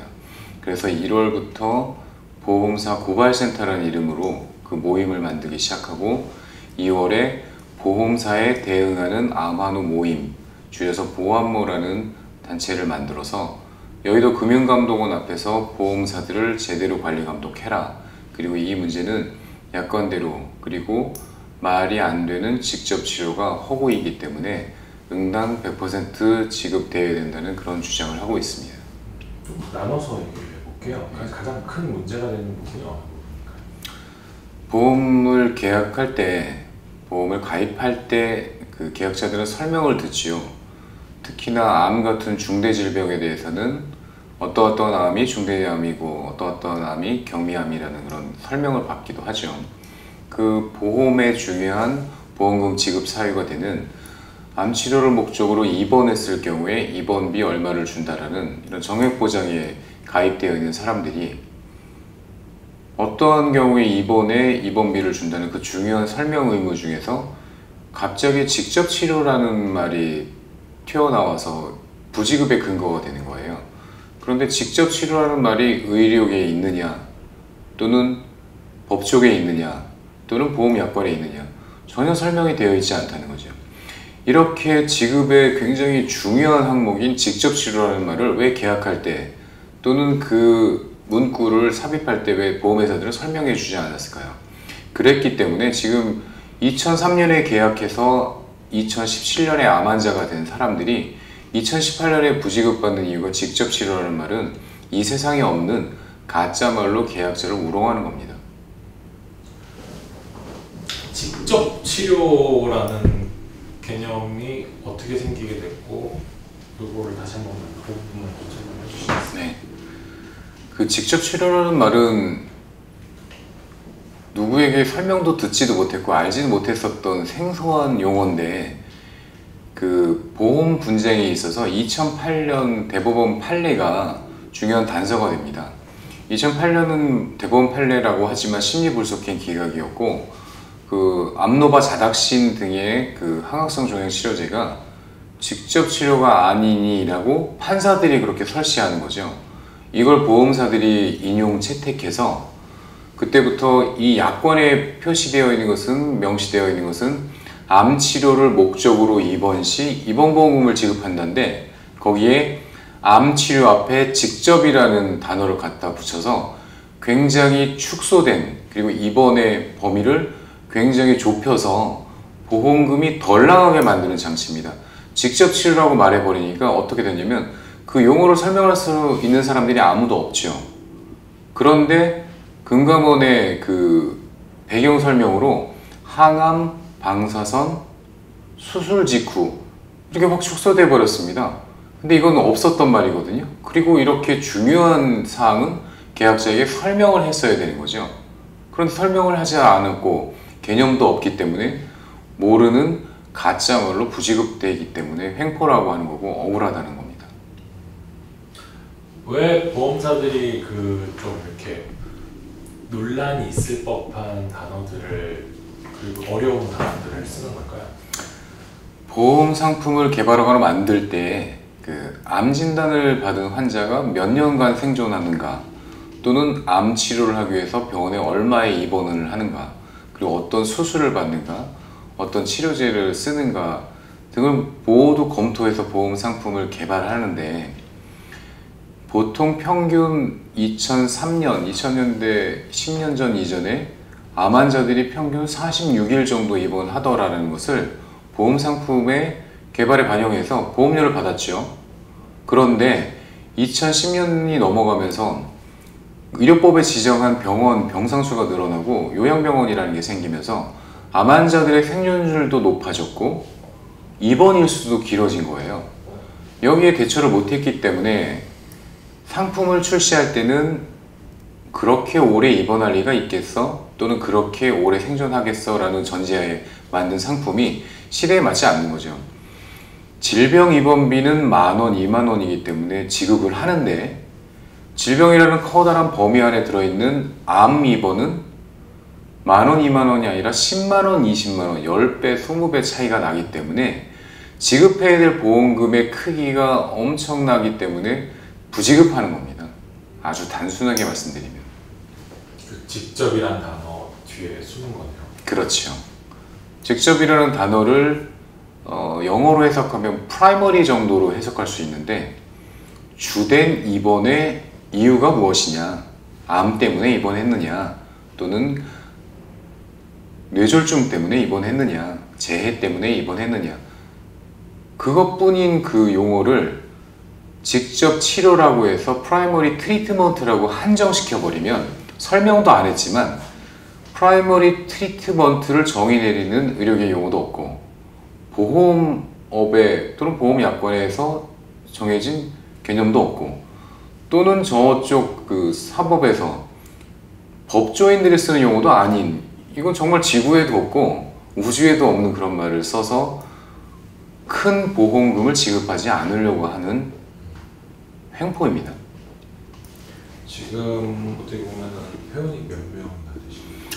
지금 보험사에 대응하는 암환우 모임 위원회, 보안모 위원회라고 줄여 쓰는데요. 지금 밴드 또는 카페 등을 통해서 1,000명 정도의 민원인들이 같이 활동하고 있습니다. 뭔가 좀 그 목소 어떤 얘기들이 주로 나오시나, 좀 사연 같은 거나 이런 거 알고 계신 거 있으시면 좀 얘기해 주셨으면 좋겠어요. 그 1,000건의 민원인들 또는 저희 회원들의 그 각각의 뭐 병기 또 병증 상태들은 각기 다 다릅니다. 유방암여도 병기에 따라서 틀리고, 또는 간 또는 뇌, 직장, 대장 이런 온몸의 그 악성 종양을 갖고 있으면서 힘들게 치료를 하고 있는데, 또 이분들이 병기도 다르지만 병명도 다르지만 보험사도 다 제각각이잖아요. 대한민국의 손해보험, 생명보험을 통틀어서 40여 개 정도 회사가 이 보험 상품을 팔고 있는데, 그 보험회사들이 공통적으로 부지급의 근거를 들고 있는 것이 2008년 대법원 판례 심리불속행, 직접 치료가 아니라는 말, 그 다음에 직접 치료가 아니기 때문에 부지급을 한다라는 그 근거를 2008년 판례를 들고 있는 것과 더불어서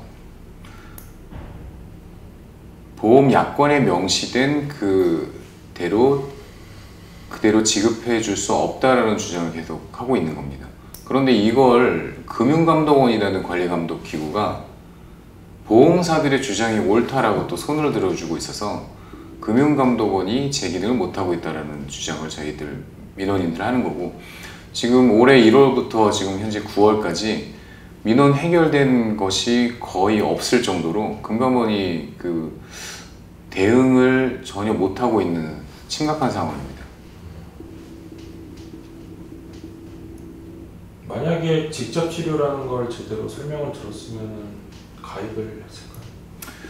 직접 치료라는 말을 그렇게 지금처럼 설명을 했더라면 가입을 안 했겠죠. 그런데 가입할 때는 없었던 개념을 가입 후에 그 불행하게 암 환자가 된 그 환자들에게 병상에 쫓아가서 직접 치료를 제대로 설명도 안 하고 약속된 보험금을 약관대로 지급하지 못한다는 것은 보험회사의 보험 사기에 해당한다고 생각합니다.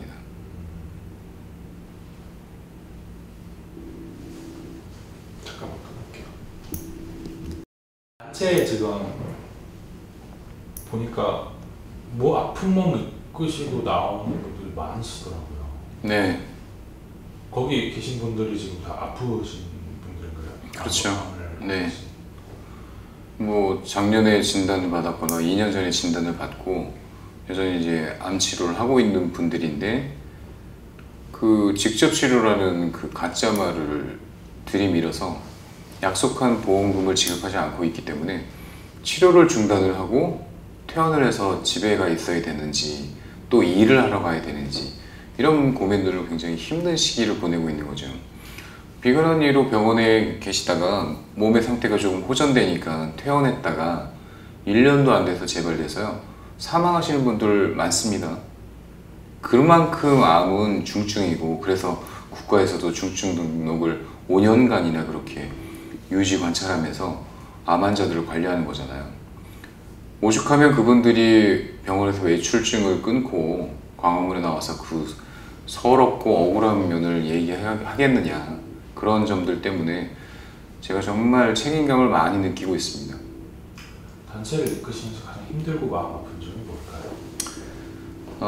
물론 저희 가족도 암 환자이긴 하지만 저희 회원들 중에서 더 심각한 몸의 전이 또는 재발, 그리고 또 그걸 치료하기 위해서 항암 과정에서 몸의 상태가 점점점 나빠지는 과정을 겪고 있는 분들이 많아요.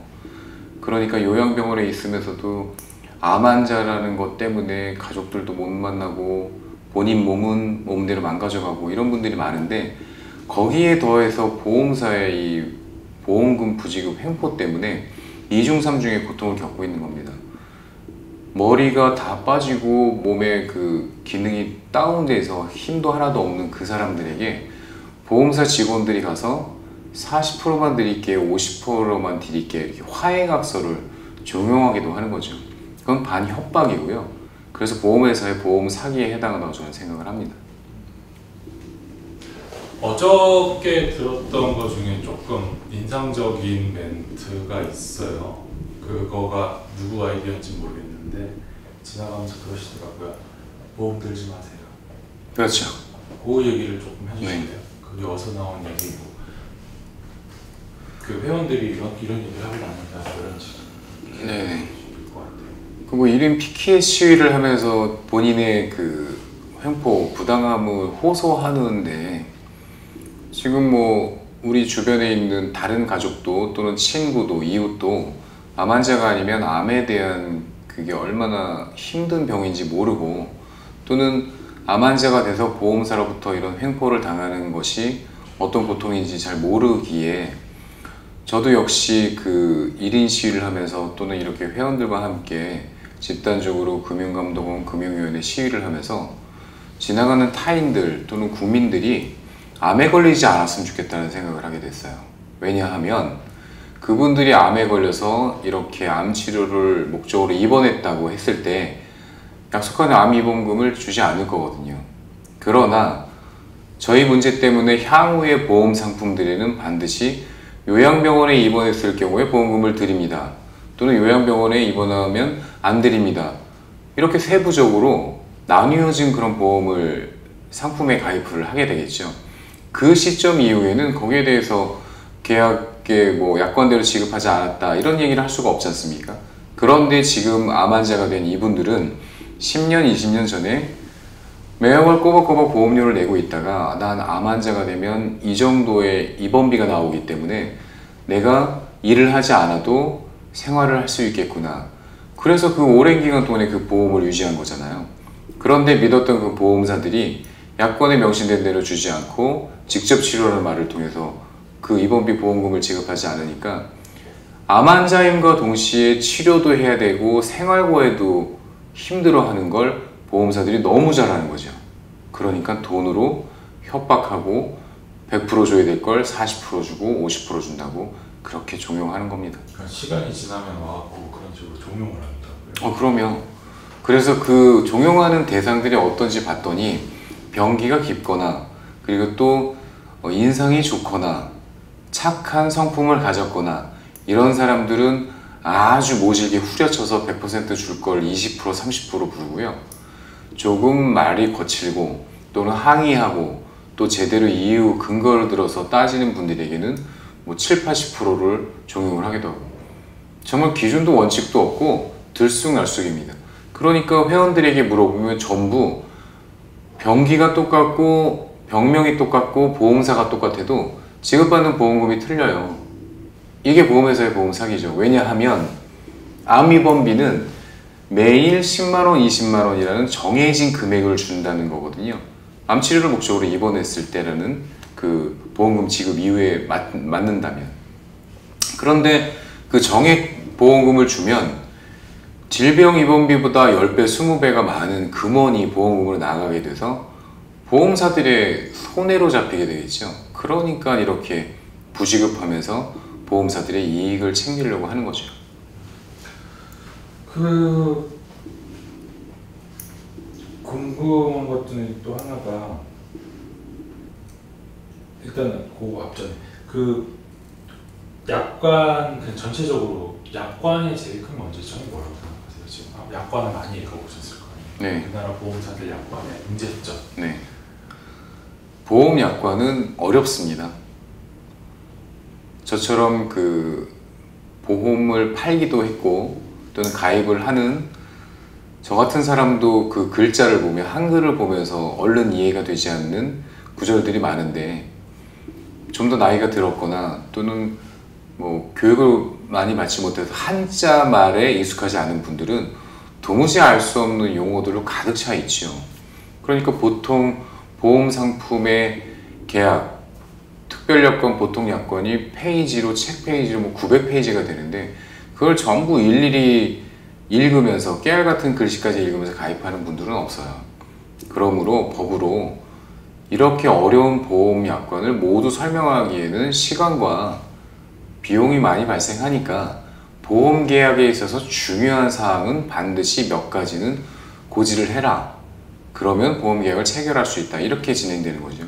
그런데 보험금을 주는데 결정적인 이유인 직접 치료를 설명하지 않았으니 직접 치료가 뭔지도 모르는 분들이 암에 걸려서 응당 나는 암 환자고 암 치료를 하고 있으니까 입원비가 나오겠지라고 생각하는 것에 갑자기 큰 장애가 나타나는 겁니다. 그런데 그것조차 부지급에 명확한 근거를 제시하지 않고 대법원의 심리불속형 판례라든가 또는 기존의 관행이라든가 또는 항악성 종양 치료제의 치료 효과 이런 것들을 이유로 들어서 보험금을 약속한 보험금을 안 주는 거죠. 그런데 제가 거론한 이런 것들은 모두 약관에 한 번도 명시되어 있거나 설명된 적이 없습니다. 그러므로 명시되거나 설명되지도 않은 것을 근거로 들어서 보험을 부지급하는 것은 사기죠.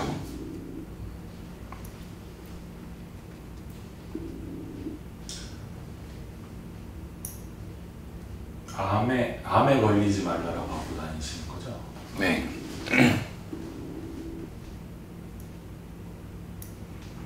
아까 제가 말을 잘못해갖고 네. 보험 들지 말라고 네네. 잘못 얘기해요. 네. 암에 걸리지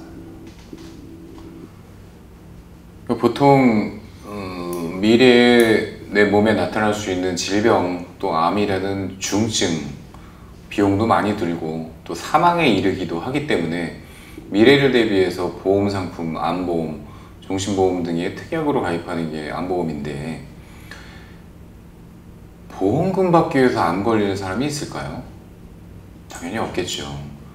그들이 열심히 인생을 산, 또 착하게, 그리고 그 생활을 꾸려나가기 위해서 혹시라도 자기에게 암에 걸리면 이 보험이 진단금도 주고 수술비도 주고 또 일을 하지 못하기 때문에 입원비라는 걸 통해서 생활도 할 수 있겠구나라고 해서 보험 상품을 계약하고 보험료를 꼬박꼬박 낸 사람들인데, 이 사람들이 의도하지 않은 암 환자가 됐는데, 암 환자가 된 것도 슬픈데 거기에 보험사들이 약속한 글자의 서면에 표시되어 있는 그대로 보험금을 지급하지 않고 직접 치료라는 있지도 않은 말을 들먹이면서 보험금을 부지급하는 건 보험이 필요 없다는 거고요.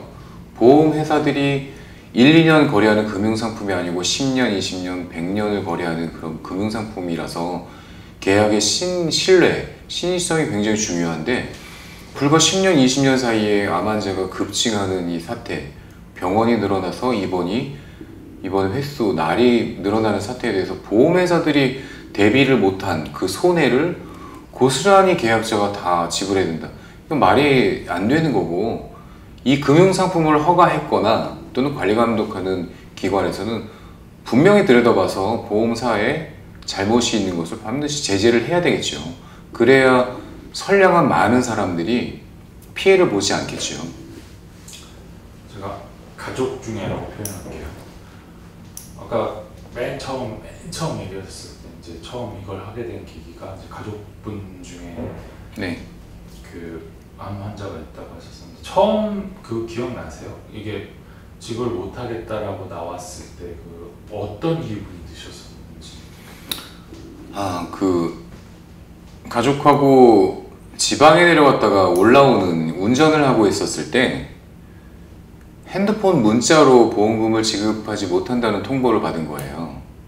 문자로요? 네. 그런데 사실은 보험회사에서 보험금을 지급하지 못하겠다는 통보를 할 때는 서면 등으로 해야 되거든요. 그런데 문자 메시지를 보고 황당하고 충격적이었죠.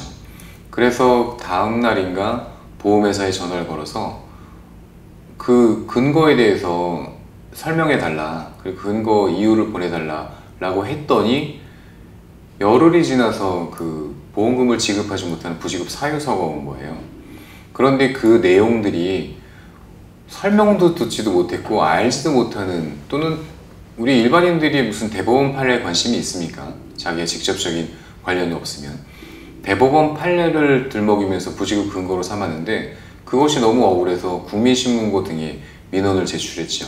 그래서 그 민원들이 금융감독원에 들어가서 금융감독원의 답변을 봤는데, 너무 웃긴 건 보험사에서 작성한 부지급 사유 1, 2번을 그대로 컨트롤 C, 컨트롤 V 해서 금융감독원의 답변서에 써 있더라는 거예요.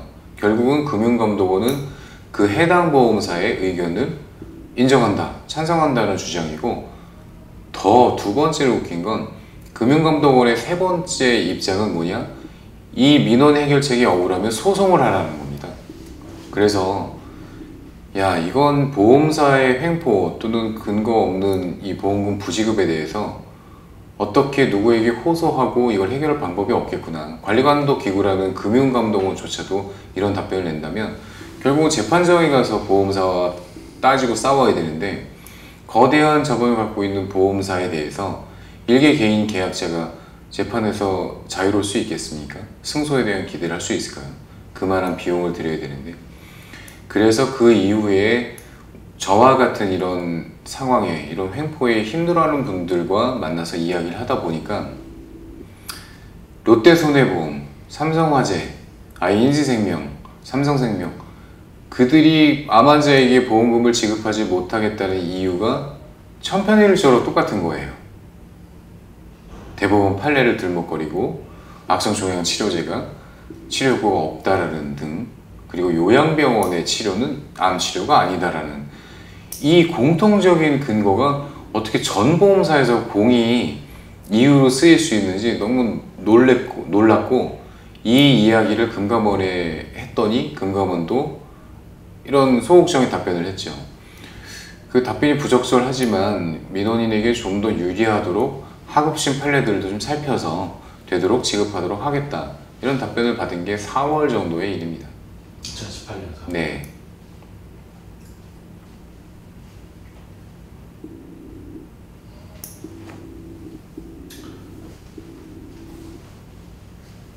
많은 이렇게 대화를 나누다 보니까 공부를 되게 많이 하신 것 같아요. 아니요, 공부를 더 깊게 하고 싶은데 그 깊게 하면 할수록, 아니 이렇게 깊게 공부해서 이 보험금을 받자고 하면 이거 보험금 아무나 못 받겠구나, 그래서 암에 걸리면 안 되겠구나, 질병에 걸리면 안 되겠구나, 자동차 사고가 나면 안 되겠구나 라는 생각을 한 거죠. 그런데 한 가지 분명한 것은 보험사의 이익을 위해서 계약서에 쓰여있는 글자나 내용의 해석은 얼마든지 바뀔 수 있다.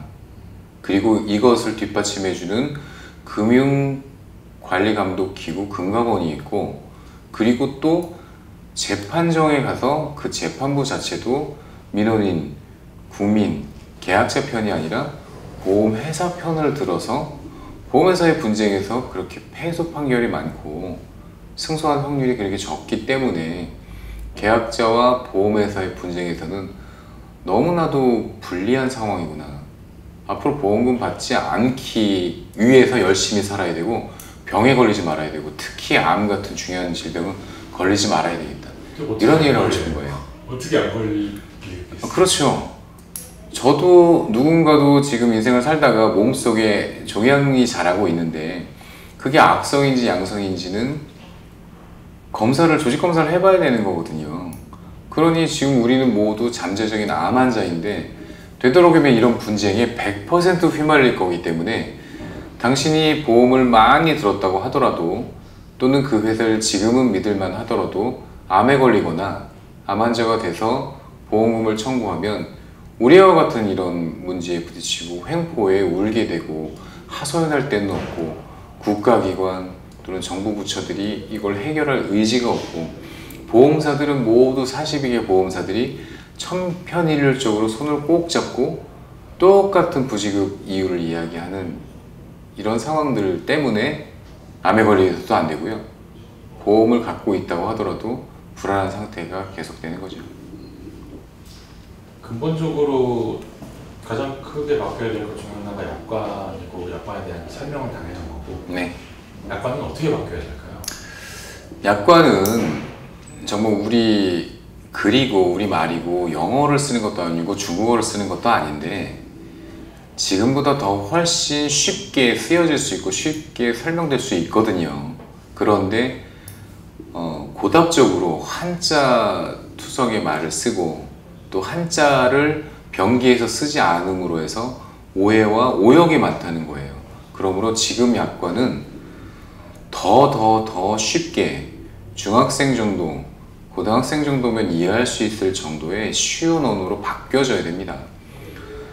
재판정에서 판사님들이 해야 될 일 또는 법조인들이 해야 될 일이 법을 쉽게 설명하고 이해할 수 있게 하는 작업이라고 할 때 약관도 마찬가지지, 그 약관이 해당 계약자들의 학력이라든지 또는 나이라든지 연령이라든지 성별이라든지 따라서 달리 해석되거나 오해될 소지를 최소한으로 없애는 과정들이 끊임없이 있어야 되고, 지금보다 더 쉬운 약관으로도 얼마든지 계약이 진행될 수 있다는 거죠. 지금 약관 너무 어렵습니다. 잠시만요.